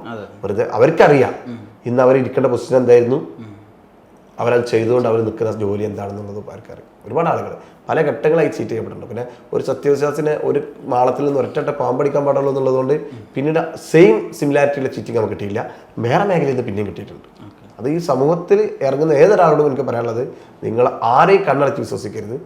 നിങ്ങൾ അനുഭവിച്ചറിഞ്ഞതിന് ശേഷം മാത്രം റസൂൽ അവർക്ക് ഒന്നുകിൽ യാത്ര പോവുക, അല്ലെങ്കിൽ ചെറിയൊരു സാമ്പത്തിക ഇടപാട് നടത്തി വെക്കുക. എന്നിട്ട് ഓക്കെ ആണെങ്കിൽ മാത്രം വലിയ എമൗണ്ട് കൊണ്ടു കൊടുത്താൽ മതി. എന്നാൽ പിന്നെ സമാധാനമാണ്. അത് സത്യത്തിൽ ഭയങ്കര ഈ ഫീൽഡിൽ ബിസിനസ്സിൽ നിൽക്കുകയാണെങ്കിൽ നമുക്ക് ചുറ്റുപുറം കണ്ണില്ല എന്നുണ്ടെങ്കിൽ എല്ലാ രീതിയിലും നമ്മൾ ചീറ്റ് ചെയ്യും. ഇത് തന്നെയാണോ ശരിക്കും നമ്മളൊരു പുതിയ ക്ലയൻറ്റിനെ എടുക്കുമ്പോൾ അല്ലെങ്കിൽ പുതിയൊരു സ്റ്റാഫിനെ എടുക്കുമ്പോൾ പാലിക്കുന്ന ഒരു സ്ട്രാറ്റജി? അല്ല, ഇപ്പോൾ സ്റ്റാഫിനെ എടുക്കുമ്പോൾ ഞാനൊരു രസകരമായിട്ടുള്ളൊരു ഇൻ്റർവ്യൂ പറഞ്ഞാൽ, ഞാനല്ല ഇൻ്റർവ്യൂ ചെയ്യൽ, ബേബി വിറ്റേക്കുള്ള ഇൻ്റർവ്യൂ. ബേബി വിറ്റയിൽ വിധവയായുള്ള സ്ത്രീകളാണ് ഏറ്റവും കൂടുതൽ, അല്ലെങ്കിൽ ഭർത്താക്കന്മാർ മരിച്ചത് ഒഴിവാക്കി പോയ പാവപ്പെട്ട സ്ത്രീകൾ, അമ്മമാരായിട്ടുള്ള ആളുകൾ. അവരോട് എടുക്കുമ്പോൾ നമ്മൾ പറയില്ല, നിങ്ങൾക്ക് ദൈവവിശ്വാസം മതി. ഏത് മതത്തിൽപ്പെട്ടാണെങ്കിൽ ദൈവവിശ്വാസമാണോ? കാരണം 2 മാസം മുതൽ 2 വയസ്സ് വരെയുള്ള കുട്ടികൾക്ക് ഉണ്ടാക്കുന്ന ഫുഡാണ്. നിങ്ങൾക്ക് എന്തെങ്കിലും പനിയോ എന്തെങ്കിലും നിങ്ങൾക്ക് വരാൻ പറ്റാത്ത ഹൈജീനിക്കായി നിങ്ങൾക്ക് തോന്നുന്നില്ല ദിവസമാണെങ്കിൽ നിങ്ങൾ വരരുത്. കാരണം ഈ ഉണ്ടാക്കുന്ന ഫുഡ് ആ കുട്ടികൾക്കുള്ളതാണ്. നിങ്ങൾ ദൈവത്തിൽ വിശ്വാസമാണെന്ന് പറഞ്ഞാൽ ആ ഇൻ്റർവ്യൂ എൻ്റെ പ്രൊഡക്ഷൻ മാനേജർ എടുക്കാൻ കണ്ടപ്പോൾ എനിക്ക് ഭയങ്കര സന്തോഷം തോന്നി. വേറൊരു ക്വാളിറ്റി നോക്കുന്നില്ല അവിടെ. കാരണം ബനാന പീലിങ്ങും കട്ടിങ്ങും ഇതൊക്കെയാണ്, അത് ആർക്കും കൊടുക്കാമല്ലോ. പക്ഷെ ആ വരുന്ന ആളോട് പറഞ്ഞാൽ ദൈവവിശ്വാസമാണ്, നിങ്ങൾ കൊടുക്കാൻ വേണ്ടി മിണ്ടാൻ പറ്റാത്ത കുട്ടികളുടെ ഫുഡാണ്. ആ ഒരു ക്വാളിറ്റി തന്നെയാണ് ആ പ്രൊഡക്റ്റിൽ നിന്ന് നിലനിർത്തുന്നത്. നമ്മളായിട്ട് കൊടുത്തതൊന്നുമല്ല, പക്ഷെ അത് കേട്ടവർക്ക് ഭയങ്കര സന്തോഷം. ഞാൻ എല്ലായിടത്തും പറയുന്നു, ഇത്ര നല്ലൊരു ഇൻ്റർവ്യൂ അവിടെയും കേട്ടിട്ടില്ല. അതൊരു വല്ലാതെ നമ്മൾ വേറെ കപ്പാസിറ്റികളൊക്കെ ആളുകളുടെ ക്വാളിറ്റി എഡ്യൂക്കേഷനെ ബേസ് ചെയ്തിട്ടൊന്നുമില്ല. ആളുകളുടെ മൾട്ടി ടാസ്ക് ആയിട്ടുള്ള ഒരുപാട് ആളുകളുണ്ട്. ചിലപ്പോൾ എഡ്യൂക്കേഷൻ ഉണ്ടാവില്ല. നമുക്ക് നല്ല ക്വാളിറ്റിയിലെ മനുഷ്യന്മാരുണ്ടായാൽ മതിയാണ്. ഈ മൾട്ടി ടാസ്കിങ്ങിൻ്റെ കാര്യം പറഞ്ഞപ്പോൾ ശരിക്കും നിങ്ങൾ ഭയങ്കരമായിട്ട് മൾട്ടി ടാസ്കിങ് എടുത്തുകൊണ്ടിരിക്കണം. ഈ പറയുന്ന പോലെ കേരളത്തിൽ 20 ഷോറൂമുകൾ GCCയിലേക്ക് ഉള്ള വളർച്ച വരുന്നുണ്ട്. അതുപോലെ വേറെ കൺട്രീസിലേക്കൊക്കെ എക്സ്പാൻഷൻ ചെയ്യാൻ വേണ്ടിയിട്ട് ആഗ്രഹിക്കുന്നൊരു സമയമാണ്. അതിൻ്റെ ഒപ്പമാണ് ഈ വ്ളോഗിങ് അത്ര ഈസി ജോബ് അല്ല എന്നുള്ളത് എല്ലാവർക്കും അറിയാം. അത് ചെയ്യുന്ന എല്ലാവർക്കും കൃത്യമായിട്ട്. കാരണം കാണുമ്പോൾ ചിലപ്പോൾ 1 മിനിറ്റ് സാധനം ഉണ്ടെങ്കിലും അതിൻ്റെ പിന്നിലെടുക്കുന്ന എഫേർട്ട് വലുതാണ്. ഈ ടൈം മാനേജ്മെൻറ്റ് ശരിക്കും എങ്ങനെയാണ് ചെയ്യുന്നത്? ഈ സത്യം പറയണമെങ്കിൽ നമ്മളെ ഏറ്റവും വലിയ വിജയം എന്ന് പറഞ്ഞാൽ അൽഹംദുലില്ലാ നമുക്ക് സിൽവാനിൽ പണ്ട് ഞാൻ പറയും ഞാനായിരുന്നു അല്ല എന്ന് പറയുന്നത്. അതൊക്കെ മാറിയിട്ട് സിൽവാനിൽ ഒരു ടീമുണ്ട്. ഇപ്പോൾ എൻ്റെലേറെ കഴിവുള്ള കപ്പാസിറ്റി ഉള്ള ഒരു ഗ്രൂപ്പ് ഉണ്ട് സിൽവാനിൽ. കീ പോയിന്റിൽ നിന്ന് ഞങ്ങൾ വിളിക്കൽ. കീ പോയിന്റ് എന്ന് പറഞ്ഞാൽ അവരെ ഞങ്ങൾ ഫാമിലി അടക്കം ലുലു ബോൾഗാട്ടി കൊണ്ടുപോകും, ഫാമിലി അവരെ റിസോർട്ടിൽ കൊണ്ടുപോകും, അവർക്കെല്ലാ സൗകര്യങ്ങളും ചെയ്തു കൊടുക്കും. അവരാണ് നമ്മളുടെ പുതിയ ആശയങ്ങളും പുതിയ മുന്നോട്ടുള്ള പരിപാടി. ഇപ്പോൾ ഞാൻ നിങ്ങളുടെ ഒരു ഇൻ്റർവ്യൂ ബന്ധപ്പെട്ടിട്ടാണ് ഇവിടെ ഞാൻ കാലിക്കറ്റ് വന്നത്. അല്ലെങ്കിൽ ഞാൻ കാലിക്കറ്റ് ഷോറൂമിലേക്ക് റമദാൻ വിസിറ്റ് ചെയ്തിട്ടില്ല, എന്നിട്ടല്ലേ ഇവിടെ നിന്ന് ഞാൻ വരേണ്ട ആവശ്യമില്ല. ഇതൊക്കെ ഒരു കീ പോയിന്റ് കൺട്രോൾ ചെയ്യുന്നത്. ആ കീ പോയിന്റ് നമ്മൾ അതിന് ഏറ്റവും വലിയൊരു മാനേജ്മെൻറ്റ് സിസ്റ്റം ഞാൻ കണ്ടിട്ടുള്ളത് ഒരു ഇസ്ലാമിക സിസ്റ്റത്തിൽ പറയുകയാണെങ്കിൽ പഠിച്ചോന് ഏറ്റവും വലിയ ആള് നമ്മളെ പഠിച്ചറമ്പ്. പക്ഷെ നമുക്ക് 10 മലക്കാളെ കുറിച്ച് പഠിപ്പിച്ചു തന്നു. പലച്ചൊക്കെന്ന് പറഞ്ഞാൽ എല്ലാം സംഭവിക്കും. പക്ഷെ എല്ലാത്തിനും മലക്കാളെ വെച്ചിട്ടുണ്ട്. ഓരോ കാര്യത്തിനും മാനേജ്മെന്റ് എങ്ങനെ ചെയ്യാൻ പഠിപ്പിച്ചു തന്നു. റസൂലുള്ളാഹി സ്വല്ലല്ലാഹു അലൈഹി വസല്ലം ഒരുപാട് സഹാബാക്കൾ ഉണ്ടായിരുന്നു. അശ്റത്തുൽ മുബശ്ശിരീൻ എന്ന് പറഞ്ഞിട്ട് ഒരു ഗ്രൂപ്പിനെ ഉണ്ടാക്കി. നിങ്ങൾക്ക് സ്വർഗം തരാം, പക്ഷെ നിങ്ങളിനെ ചെയ്ത് ജീവിക്കണം. അവർ എല്ലാവരും കൊടുത്തിട്ടില്ലല്ലോ. അവരെ 10 ആളുകൾ റസൂൽ ജീവിച്ചിരുന്ന കാലത്ത് പല ഖലീഫമാർ പല സ്ഥലത്തും ഖലീഫമാരായിട്ടും ഗവർണർമാരായിട്ടും ആളുകൾ പോകുമ്പോൾ പോലും ഉമർ ഖത്താബിന് സിദ്ദീഖ് തന്നെ പറഞ്ഞിട്ടില്ല. എല്ലാവരും കപ്പാസിറ്റിയുള്ള ആളുകൾ ഇരിക്കുകയാണ്. പലയിടത്തും ഗവർണർമാർ വേറെ ആൾക്കാരെ അയക്കുന്നത്. ഇവർ പിന്നെ ഖലീഫായിട്ട് വരുന്നത് പിന്നെയാണ്. അവർ റസൂൽ ഇവരെ ഈ മാനേജ്മെന്റ് സിസ്റ്റത്തിൽ വെച്ചിട്ടുണ്ട്. അതാണ് ആ ഇസ്ലാമിന്റെ മനോഹരമായിട്ടുള്ള വ്യാപനത്തിന് കാരണമായിട്ടുള്ളത്. അത് റസൂലിന് കൈയായിട്ടൊന്നുമല്ല. അപ്പോൾ അതുപോലെ ഈ എല്ലാ ബിസിനസ്സിലും നമ്മൾ തന്നെ എല്ലാം നിൽക്കുന്നതിലപ്പുറം ഒരു ഗ്രൂപ്പിനെ വളർത്തിയെടുക്കണം. ഞങ്ങൾക്ക് സിൽവാൻ്റെ പ്രത്യേകത പറഞ്ഞാൽ ഒരു നല്ല ഗ്രൂപ്പ് വളർന്നിട്ടുണ്ട്. ഇപ്പോൾ അതിൽ നമ്മളെ റോബർട്ട് എന്ന് പറഞ്ഞ ആൾ, ഈ റോബർട്ട് ഞങ്ങളെ കൂടെ 17 വർഷമായിട്ടുള്ളതാണ്. സിറാജ് എന്ന് പറഞ്ഞ ആൾ ഞങ്ങളെ കൂടെ 17 വർഷമായിട്ടുള്ളതാണ്. അങ്ങനെ ഞങ്ങളെ കൂടെ ഒരുപാട് വർഷങ്ങളായിട്ടുള്ള അലക്സ് എന്ന് പറയുന്ന ആൾ, അദ്ദേഹം ഞങ്ങളെ കീപ്പറിലുള്ള അദ്ദേഹം ഒരു കോളേജിലെ പ്രൊഫസറായിരുന്നു. അങ്ങനെ ഒരുപാട് ആളുകൾ, കരീം, നിഷാദ്, എല്ലാവരുടെ പേരും പറഞ്ഞില്ലെങ്കിൽ മോശമാണ്, എല്ലാവരുടെ പേരുണ്ട്. അങ്ങനെ ബിബിന്, എല്ലാവരുടെ പേരും പറയണമല്ലോ. അങ്ങനെ ഞങ്ങളൊരു കീപ്പറിൻ്റെ ഒരു 20 ആളോളം വരുന്ന ഒരു ഗ്രൂപ്പ് ഉണ്ട്. അവരിൽ 10 ആളുകളോളം വരുന്ന ആളുകളാണ് ഡിസിഷൻ മേക്കർ. ഞങ്ങൾ ഇനി ചെയ്യാൻ പോകുന്നത് ഞങ്ങളെ കൂടെ 5 കൊല്ലം കഴിഞ്ഞിട്ടുള്ള ഈ ഗ്രൂപ്പിലുള്ള ആളുകളെ ഡയറക്ടർഷിപ്പ് കൊടുക്കണം, കമ്പനിയിൽ ഫ്രീ ആയിട്ട് ഷെയർ കൊടുക്കണം. എന്നിട്ട് കമ്പനി നടത്തിയെന്ന് കിട്ടുന്ന ഒരു വരുമാനത്തിന് വീതം അവർക്ക് കൊടുക്കുക. കാരണം ഇന്നിപ്പോൾ നിങ്ങൾ ഈ പറഞ്ഞമാർക്ക് നമ്മൾ ഓടി നടക്കാതെ ഈ പരിപാടി നടക്കുന്നുണ്ടെങ്കിൽ അവരുടെ തലയും അവരുടെ ബുദ്ധിയും അവരുടെ പണിയാണ്. അത് നമ്മൾ ആ രീതി തന്നെ ഉൾക്കൊള്ളും. അത് നമ്മളിലേറെ മെഡിക്കലായിട്ടുള്ള ഒരു ഗ്രൂപ്പ് ഉണ്ട് എന്നുള്ളതാണ് സിൽവാൻ്റെ വിജയം. ശരി, അവരെല്ലാം മാനേജ് ചെയ്യുന്നുള്ളത് നിങ്ങളുടെ ഞങ്ങളായിട്ട്. ഓക്കെ. ഈ നേരത്തെ നമ്മൾ വീടിൻ്റെ ടൂറിനെ കുറിച്ച് പറഞ്ഞ സമയത്ത് നമുക്ക് ഭയങ്കരമായിരിക്കും ഈ വീടിൻ്റെ നിർമ്മാണത്തിൽ വളരെ ചിലവ് കൂടുതലാണ്. ഇപ്പോൾ കേരളത്തിൽ ഇപ്പോൾ ഒരു വലിയ കുഴപ്പമില്ലാത്തൊരു വീടുണ്ടാക്കാൻ തന്നെ ഒരു 30 ലക്ഷത്തിനൊക്കെ മേലെ ചിലവ് വരുന്ന ഒരു കാലഘട്ടത്താണ്. പക്ഷേ സാധാരണക്കാരായ ഒട്ടുമിക്ക മനുഷ്യന്മാരും ഒരു 15 ലക്ഷത്തിനൊക്കെ അല്ലെങ്കിൽ ഒരു 20 ലക്ഷത്തിനുള്ളിലൊക്കെ വീട് ഉണ്ടാക്കണം എന്ന് ആഗ്രഹിക്കുന്നവരാണ്. ഇത്തരക്കാർക്ക് ഇനിയൊരു കുറച്ചും കൂടി മുന്നോട്ടൊക്കെ പോകുമ്പോൾ വീട് ഉണ്ടാക്കൽ സാധ്യമാകും? അല്ലെങ്കിൽ അത് സാധ്യമാവുന്ന പറഞ്ഞാൽ ഇപ്പോൾ ചിലവ് ചുരുങ്ങിയിട്ട് വീടുണ്ടാക്കാൻ ഒരുപാട് ഓപ്ഷനുകളുണ്ട്. നമ്മളൊരിക്കലും നമ്മൾ മറ്റുള്ളൊരു വീട് കണ്ടിട്ട് അതിലേക്ക് ഫോക്കസ് ചെയ്യുമ്പോഴാണ് നമ്മൾ വലിയ ലെവലിലേക്ക്. ഞാൻ എപ്പോഴും പറയാറുണ്ട്, നിങ്ങളുടെ ബഡ്ജറ്റിനനുസരിച്ച് വീടുണ്ടാക്കുക. നമ്മൾ 5 കൊല്ലം വരാൻ പോകുന്ന ഒരു ഇൻകത്തിനെ കുറിച്ചൊരു കാൽക്കുലേഷൻ വേണം. 5 കൊല്ലത്തിൻ്റെ അടിയിൽ വരുന്ന ഒരു എക്സ്പെൻസിനെ കുറിച്ച് കാൽക്കുലേറ്റ്. ഒരു 21 വയസ്സുള്ള ഒരു പെൺകുട്ടിയുള്ള ഒരു ആണാണെങ്കിൽ മോനിപ്പോൾ ഒരു വലിയൊരു വീടൊക്കെ നിങ്ങൾ 2 കൊല്ലം കഴിഞ്ഞാൽ മോളെ കെട്ടിക്കേണ്ടി വരും. അപ്പോൾ 20 ലക്ഷത്തിന് വീടൊക്കെ വിചാരിച്ചു 10 ലക്ഷത്തിന് വീടക്കണം, നന്ദസായിട്ട് കെട്ടിക്കാൻ. അപ്പോൾ ബഡ്ജറ്റ് പ്ലാൻ ചെയ്യണം. ഇതിലൊക്കെ ഏറ്റവും രസകരമായ സംഭവം, ഏറ്റവും സങ്കടകരമായിട്ടുള്ള സംഭവം അറിയാം. ഒരാൾ ഞാനിങ്ങനെ വ്ളോഗ് ചെയ്യുന്ന രീതിയിൽ ഒരാൾ എനിക്ക് മെസ്സേജ് അയച്ചു. എൻ്റെ ഭർത്താവ് സൈഡ് കഴിഞ്ഞ് കിടക്കുകയാണ്, എനിക്ക് അപ്പുറത്തെ വീട്ടിലേക്ക് പണിക്ക് പോകണം, അപ്പോൾ എൻ്റെ ചെറിയ കുട്ടിയുണ്ട്, അപ്പോൾ വീട് 400 സ്ക്വയർ ഫീറ്റ് ആയിട്ടാണ്. അപ്പോൾ നിലത്ത് ഫ്ലോറൊന്നും ഇല്ലാത്തതുകൊണ്ട് ഈ മണ്ണീരൊക്കെ വരുമ്പോൾ നമ്മളവിടെ 400 അറിയില്ല, കുട്ടി എടുത്ത് നിന്നാൽ ഭർത്താവിന് നോക്കാൻ പോലും പറ്റുന്നില്ല പറഞ്ഞിട്ട് വീഡിയോ അയച്ചു. എനിക്ക് ഭയങ്കര സങ്കടമായി. അങ്ങനെയാണ് ഞങ്ങളൊരു ഓരോ കാരണമാണല്ലോ ഒരു പുതിയ സംഭവം. ഞാനൊരു വീഡിയോ ഇട്ടു. 600 സ്ക്വയർ ഫീറ്റിൽ താഴെ വീടുണ്ടാക്കിയിട്ട് ഫ്ലോർ വിരിക്കാൻ പ്രയാസപ്പെടുന്ന ആളെ എന്നിട്ട് ബന്ധപ്പെടുന്നിട്ട് വീഡിയോ ഇട്ടു. ഞാനൊരു 100 ആൾക്കാരാണ് പ്രതീക്ഷിച്ചത്. 5000 ആൾക്കാർ മെസ്സേജ് അയച്ചു കേരളത്തിൽ. അതിലൊരു ഉസ്താദ് വരണ്ടായിരുന്നു, ഞാൻ പേര് പറയുന്നില്ല, താമരശ്ശേരി. കണ്ടു കഴിഞ്ഞാൽ നല്ല വെള്ളിയും നല്ല ഡ്രസ്സ് ഇട്ട് മുൻചായിട്ട് നടക്കുന്ന ഉസ്താദ്. 400 സ്ക്വയർ ഫീറ്റാണ് വീട്. അങ്ങനെ ഒരുപാട് ആളുകൾ. ഒരു ചേച്ചി ഉണ്ടായിരുന്നു, എല്ലാവരും മരണപ്പെട്ട് ഇനി പേര ഉണ്ടാവും. എൻ്റെ വീഡിയോയിൽ പറയുന്നുണ്ട്, ഞാൻ സ്വപ്നം കണ്ടിട്ടില്ല എൻ്റെ പേര അടിയിൽ ഫ്ലോർ ഇടുന്നു. അങ്ങനെ ഞങ്ങൾ അതിൽ നിന്നൊരു 114 ജില്ലയിലായിട്ട് ജാതി മത വ്യത്യാസമില്ലാതെ 140 ആളുകളെ സെലക്ട് ചെയ്തു. എന്നിട്ട് ഫ്രീ ആയിട്ട് അവർക്ക് വീട് പണിതിട്ട് ഫ്ലോർ മൊത്തം വീട് മൊത്തം എടുത്തു. അവർ കയറ്റിയിരുത്തി. കാരണം എല്ലാ പണിയും കഴിഞ്ഞ് കയറിയിരിക്കാൻ പഠിക്കുന്ന ഒരു 140 കുടുംബത്തിൽ നമ്മൾ കയറ്റിയിരുത്തി. അവരുടെ ഒരുപാട് പ്രാർത്ഥന. അല്ല ഉസ്താദ് ഒരു കമൻ്റായിട്ട് ഫേസ്ബുക്കിൽ അയച്ചിരുന്നു. അപ്പോൾ അവിടുന്ന് ദ്വാരുന്നല്ലോ. അപ്പോൾ ഞങ്ങൾ ഡ്രൈവർ ആ ദ്വായ കേട്ടിട്ട് കരഞ്ഞുകൊണ്ട് ഞങ്ങളെ ഗ്രൂപ്പിൽ വോയിസ് ഇട്ടു. അപ്പോൾ ഞങ്ങളെ സ്റ്റാഫുകൾക്കൊക്കെ രോമം അങ്ങനെ അവർ ചെയ്യുന്നൊരു പുണ്യപ്രവൃത്തി. ഞങ്ങളിപ്പോൾ ഈ ചാറ്റ് ചെയ്യുന്നതൊക്കെ അതിൻ്റെ ഒരു വിഹിതം ഞങ്ങളെ സ്റ്റാഫുകളുടെ പണിയോട്ടാണ് നമുക്ക് വരുമാനം. ഞങ്ങൾക്ക് തരുന്ന കസ്റ്റമേഴ്സ്, വരുന്ന കസ്റ്റമർ, അതുപോലെ ആർക്കിടെക്ട്, എഞ്ചിനീയർ, കോൺട്രാക്ടർ, ഇവരൊക്കെ നമുക്ക് തരുന്നതുകൊണ്ടാണല്ലോ. ഇവർക്കൊക്കെ അതിലൊരു വിഹിതമുണ്ട്. അയാൾ ആ പ്രാർത്ഥന അവരൊക്കെ ഉൾപ്പെടുത്തിയിട്ടുണ്ട്. അതിട്ടിട്ട് ഞങ്ങൾ ഡ്രൈവർ കരഞ്ഞു.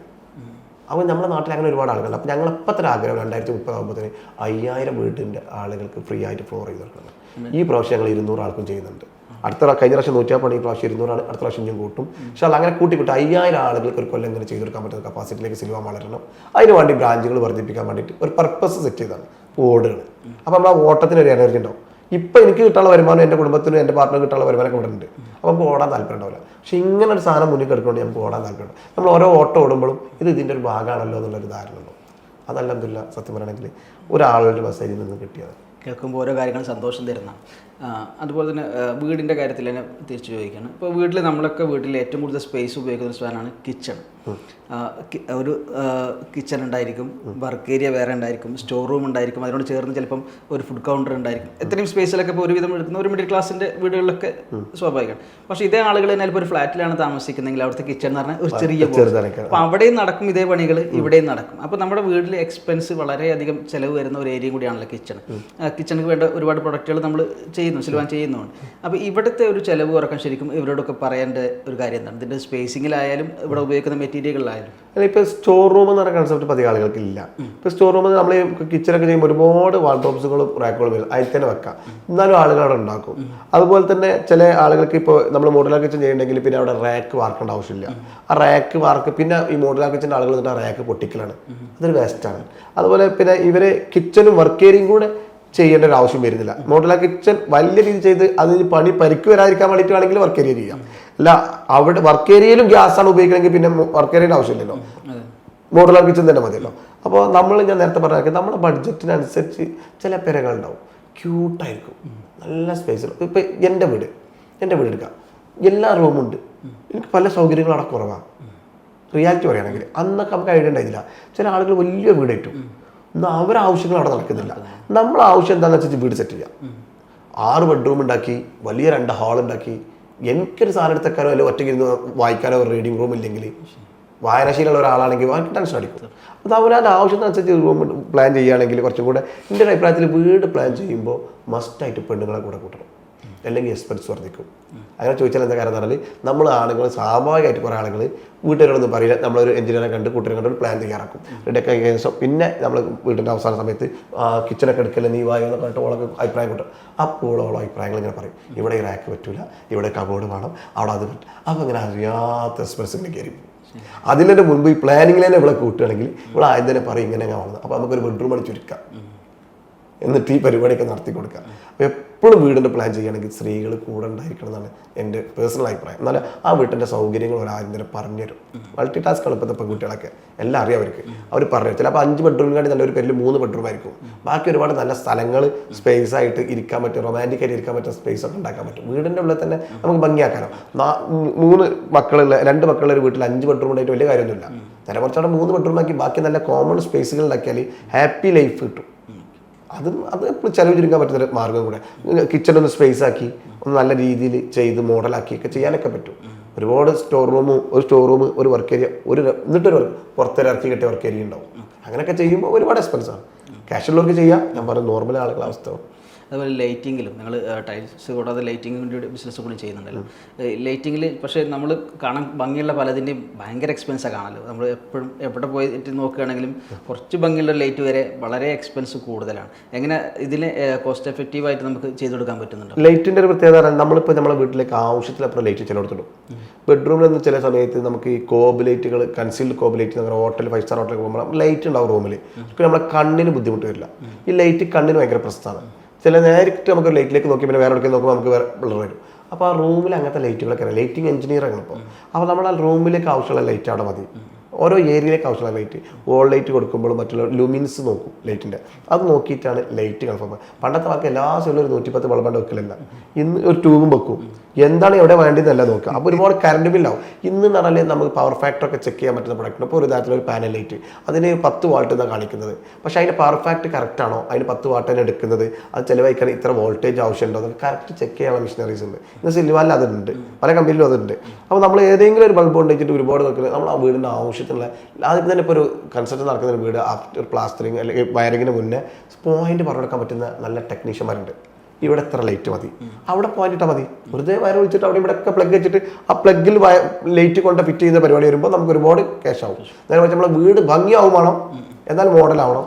എങ്കിൽ അതിൻ്റെ മുൻപ് പ്ലാൻ ചെയ്തിട്ട് ഇതുപോലത്തെ സ്പോട്ടുകൾ വെക്കിയിട്ട് അതിൻ്റെ ആവശ്യമുള്ള ലൂമിൻസ് സെറ്റ് ചെയ്തിട്ട് അതിൻ്റെ ബീമാങ്കിൾ സെറ്റ് ചെയ്തിട്ട്, ഒരു ലൈറ്റിൻ്റെ ബീമാങ്കിൾസ് പറഞ്ഞാൽ ആ റൂമിലേക്ക് ഒരു ഇങ്ങനെ ലൈറ്റ് ഉണ്ടെങ്കിൽ ഈ ഒരു ലൈറ്റിൻ്റെ ബീമാങ്കിൾ എന്ന് പറഞ്ഞാൽ ഇങ്ങനെ ത്രികോണായിട്ട് താഴ്ത്തി വരുന്നതാണ്. ആ ബീമാങ്കിൾ കഴിഞ്ഞിട്ടായിരിക്കും അടുത്ത ലൈറ്റ്. അല്ലെങ്കിൽ ഇപ്പുറത്തേനാണെങ്കിൽ ഈ 2 ബീമാങ്കും ഇവിടെ തട്ടോടെ പ്രകാശം ആവശ്യമില്ലാതെ കത്തിയാണ്. അതൊക്കെ കറക്റ്റ് ഒരുപാട് എക്സ്പെൻസ് ഇരിക്കുന്ന പുതിയ ടെക്നോളജി ഉണ്ട്. സിൽവാൻ്റെ സൈറ്റിൽ വന്നാലും നമ്മളെ ചാനലിലും ഉണ്ട് അതിനെക്കുറിച്ച് എഡ്യൂക്കേഷൻ വീഡിയോസ്. അസർവ നിങ്ങളുടെ ശരിക്കും ഒരു പരീക്ഷണമായിരുന്നു. ഒരു പുതിയ പ്രൊഡക്റ്റ് ഇറക്കിയിട്ട്, അതായത് നിങ്ങളുടെ സ്വന്തം ആ പരീക്ഷണം തന്നെയാണ് ശരിക്കും സിൽവാനെ വളർത്തിയിട്ടുള്ളത്. അതുപോലെ പുതിയ പുതിയ പരീക്ഷണങ്ങൾ ഓരോ ബിസിനസ് മേഖലയിലും ആവശ്യമുണ്ടെന്നാണോ കരുതുന്നത്? ശരി, പുതിയ ഇന്നോവേഷൻസ് അത്യാവശ്യമാണ്. ഇപ്പോൾ ഞങ്ങൾ കഞ്ഞിപ്പുര ഷോറൂം തുടങ്ങുന്നത് ഒരു പരീക്ഷണം തന്നെയാണ്. ആരും വരാത്തൊരു സ്ഥലത്ത് കേരളത്തിലെ ഏറ്റവും വലിയ ഷോറൂം ഉണ്ടോ? ആരും വരാത്ത സ്ഥലത്ത് ഒരു ടൈൽസ് ഷോറൂം അല്ല, ആരും വരാത്ത സ്ഥലത്ത് കേരളത്തിലെ ഏറ്റവും വലിയ ഷോറൂം. ഞങ്ങളവിടെ കൊടുത്തൊരു ഇത് തന്നെ ഓഡിങ്സിന് കൊടുത്തത് ഒരു ആന അങ്ങനെ ചിഹ്നം വിളിച്ചിരിക്കുന്ന ഒരു ഫോട്ടോ കൊടുത്തത് കേരളത്തിലെ ഏറ്റവും വലുതെന്ന് എഴുതി കൊടുത്തു. എന്താണെന്ന് കൊടുത്തിരുന്നില്ല. അത്ര വലിയ അതുവരെ ടൈൽസിൻ്റെ ഷോറൂമുകൾ അതുവരെ എനിക്ക് അഭിമാനത്തോടെ പറയാൻ പറ്റും. ടൈൽസിൻ്റെ ഷോറൂമുകളൊക്കെ നമ്മൾ 2 ആൾക്കാർ 3 ആൾക്കാർ ഇങ്ങനെ ക്ലോസറ്റിൻ്റെ അടിയിൽ കൂടി ഡിസ്പ്ലേൻ്റെ അടിയിൽ കൂടി നടന്നു പോയാലും ഫാമിലി നടന്നു പോയാൽ അടുത്ത ഫാമിലിക്ക് വരാൻ പറ്റില്ലായിരുന്നു. ഇതൊരു ഷോപ്പിംഗ് മാൾ സിസ്റ്റത്തിലാണ് തുടങ്ങിയത്. അതിനുശേഷം കേരളത്തിലെ പ്രമുഖമായിട്ടുള്ള എല്ലാ ഗ്രൂപ്പുകളും ഡിസ്പ്ലേ മാറ്റി ഇതുപോലത്തെ ആക്കി. അതൊരു പരീക്ഷണമായിരുന്നു ഞങ്ങൾ. അത് ഞങ്ങൾ വിജയിച്ചു എന്നുള്ളതാണ്. ഞാനിപ്പോൾ യൂട്യൂബ് തുടങ്ങിയാറില്ല, അതിന് മുന്നേ തന്നെ ഓൾറെഡി മമ്പുറത്ത് പോകുന്ന ആളുകൾ തെക്കൻ ഭാഗത്തുനിന്ന് അവർ കണ്ടിട്ട് കയറും. അതുപോലെ ഈ നമ്മളെ ഈ മൂകാംബിക ക്ഷേത്രത്തിൽ പോകുന്ന ആളുകൾ അവർ കാണാൻ പോയിക്കും മൂകാംബികക്ക് ഇതിൽ കൂടെ ലോകത്ത് പോകുന്ന ആളുകൾ നമ്മൾ പറഞ്ഞിട്ടുണ്ട് അങ്ങനെ ഇവിടെ ഇറങ്ങിയിട്ട് നോക്കും, അന്ന് എടുക്കൂല, ആ ഷോറൂം കണ്ടിട്ട് നെട്ടിയിട്ട് പിന്നീട് കാണാൻ ആരെയും കൂട്ടി വരുന്നത്. അങ്ങനെ നമുക്ക് ഒരുപാട് കസ്റ്റമറെ പല ഭാഗത്തും കിട്ടിയിട്ട് യൂട്യൂബ് വന്നപ്പോൾ നമുക്ക് 14 ജില്ലയിൽ നിന്ന് നിരന്തര കസ്റ്റമർ വരുന്നുണ്ട്. അത് യൂട്യൂബിൻ്റെ ഒരു പ്രസരിപ്പാണ്. പക്ഷേ അതല്ലാത്ത ഷോറൂം കൊണ്ട് നിർത്തുക. അപ്പോൾ നമ്മൾ ബിസിനസ്സിലുള്ള പുതിയ ഇന്നോവേഷൻസ് എപ്പോഴും ബിസിനസ്സിന് ഗുണം ചെയ്യും. പക്ഷേ നമ്മൾ വലിയ പാളിക്കുന്ന രീതിയിൽ ചെയ്ത് ചില ആളുകൾ പാളിക്കും ചെയ്യും. ചില നല്ല രീതിയിൽ കഞ്ഞും പോളിയും ഫുഡും കിട്ടുന്നൊരു ഹോട്ടൽ, എക്സാമ്പിൾ എൻ്റെ സുഹൃത്തിൻ്റെ നല്ല രീതിയിൽ കച്ചവടമാണ്, സെറ്റപ്പിൽ ഇങ്ങനെ അതിൻ്റെ പ്രത്യേകത കഞ്ഞും പോളിയും ഫുഡും ചെറിയ റേറ്റ് കിട്ടുന്നുള്ളതാണ്, അറിയപ്പെടുന്ന ഹോട്ടലാണ്. അപ്പോൾ അത് കണ്ടിട്ട് അവരെന്ത് ചെയ്തു, മേലൊക്കെ എടുത്ത് ഗ്ലാസ്സൊക്കെ ഇട്ട് സെറ്റപ്പ് ആക്കിയെടുത്ത് കുറച്ച് എക്സ്പെൻസ് ആയി, കടങ്ങളൊക്കെ ആയി. കഞ്ഞും പുളിയും വരാൻ പറഞ്ഞ ഹോട്ടലിൽ ഒരിക്കലും ആളുകൾ മേലെ ഗ്ലാസ്സിൽ എന്ന് പ്രതീക്ഷിക്കുന്നില്ല. കാരണം അങ്ങനത്തെ ഒരു കസ്റ്റമറാണ് അവിടെ നിന്നുള്ളത്. അതുകൊണ്ട് മാറ്റോട് കൂടെ കഞ്ഞും പുളക്കാർ ഇനി വില കൂടുന്നിട്ട് ആണ്ടും വന്നില്ല, മേലക്കുള്ള ആൾക്കാരും വന്നില്ല, അത് കൂട്ടി. ഒരുപാട് വർഷത്തെ എക്സ്പീരിയൻസ് ഉള്ളൊരു ഹോട്ടലായിരുന്നു. അതെനിക്ക് എപ്പോഴും മനസ്സിലേക്ക് അറിയാം, ആവശ്യമുള്ള സ്ഥലത്ത് ആവശ്യമുള്ള രീതിയിൽ ഇന്നോവേഷൻ ചെയ്യാം. അതല്ലാതെ ചെയ്ത് കഴിഞ്ഞാൽ പണി കിട്ടും. ഇനിയിപ്പോൾ 2030 വരെയുള്ള ഒരു ശരിക്കും സിൽവാൻ്റെ ഒരു പ്ലാൻ എങ്ങനെയാണ് സെറ്റ് ചെയ്തിട്ടുള്ളത്? 2030 അടിയിൽ 50 ബ്രാഞ്ച് എന്നുള്ളതാണ് നമ്മൾ പ്ലാൻ ചെയ്തിട്ടുള്ളത്. പക്ഷേ ഇപ്പോൾ ഓൾറെഡി 20 ബ്രാഞ്ചായി. അതിൽ നമ്മൾ ഏറ്റവും ഉദ്ദേശിക്കുന്ന പറഞ്ഞാൽ ഇപ്പം നിങ്ങൾ പറയാമല്ലോ, നമുക്ക് ഒരുപാട് ആളുകൾക്ക് അന്നം നൽകാൻ സാധിക്കുക എന്ന് പറഞ്ഞാൽ തന്നെ വലിയൊരു സന്തോഷമാണ്. പിന്നെ നമുക്കൊരു ലക്ഷ്യങ്ങളുണ്ട്.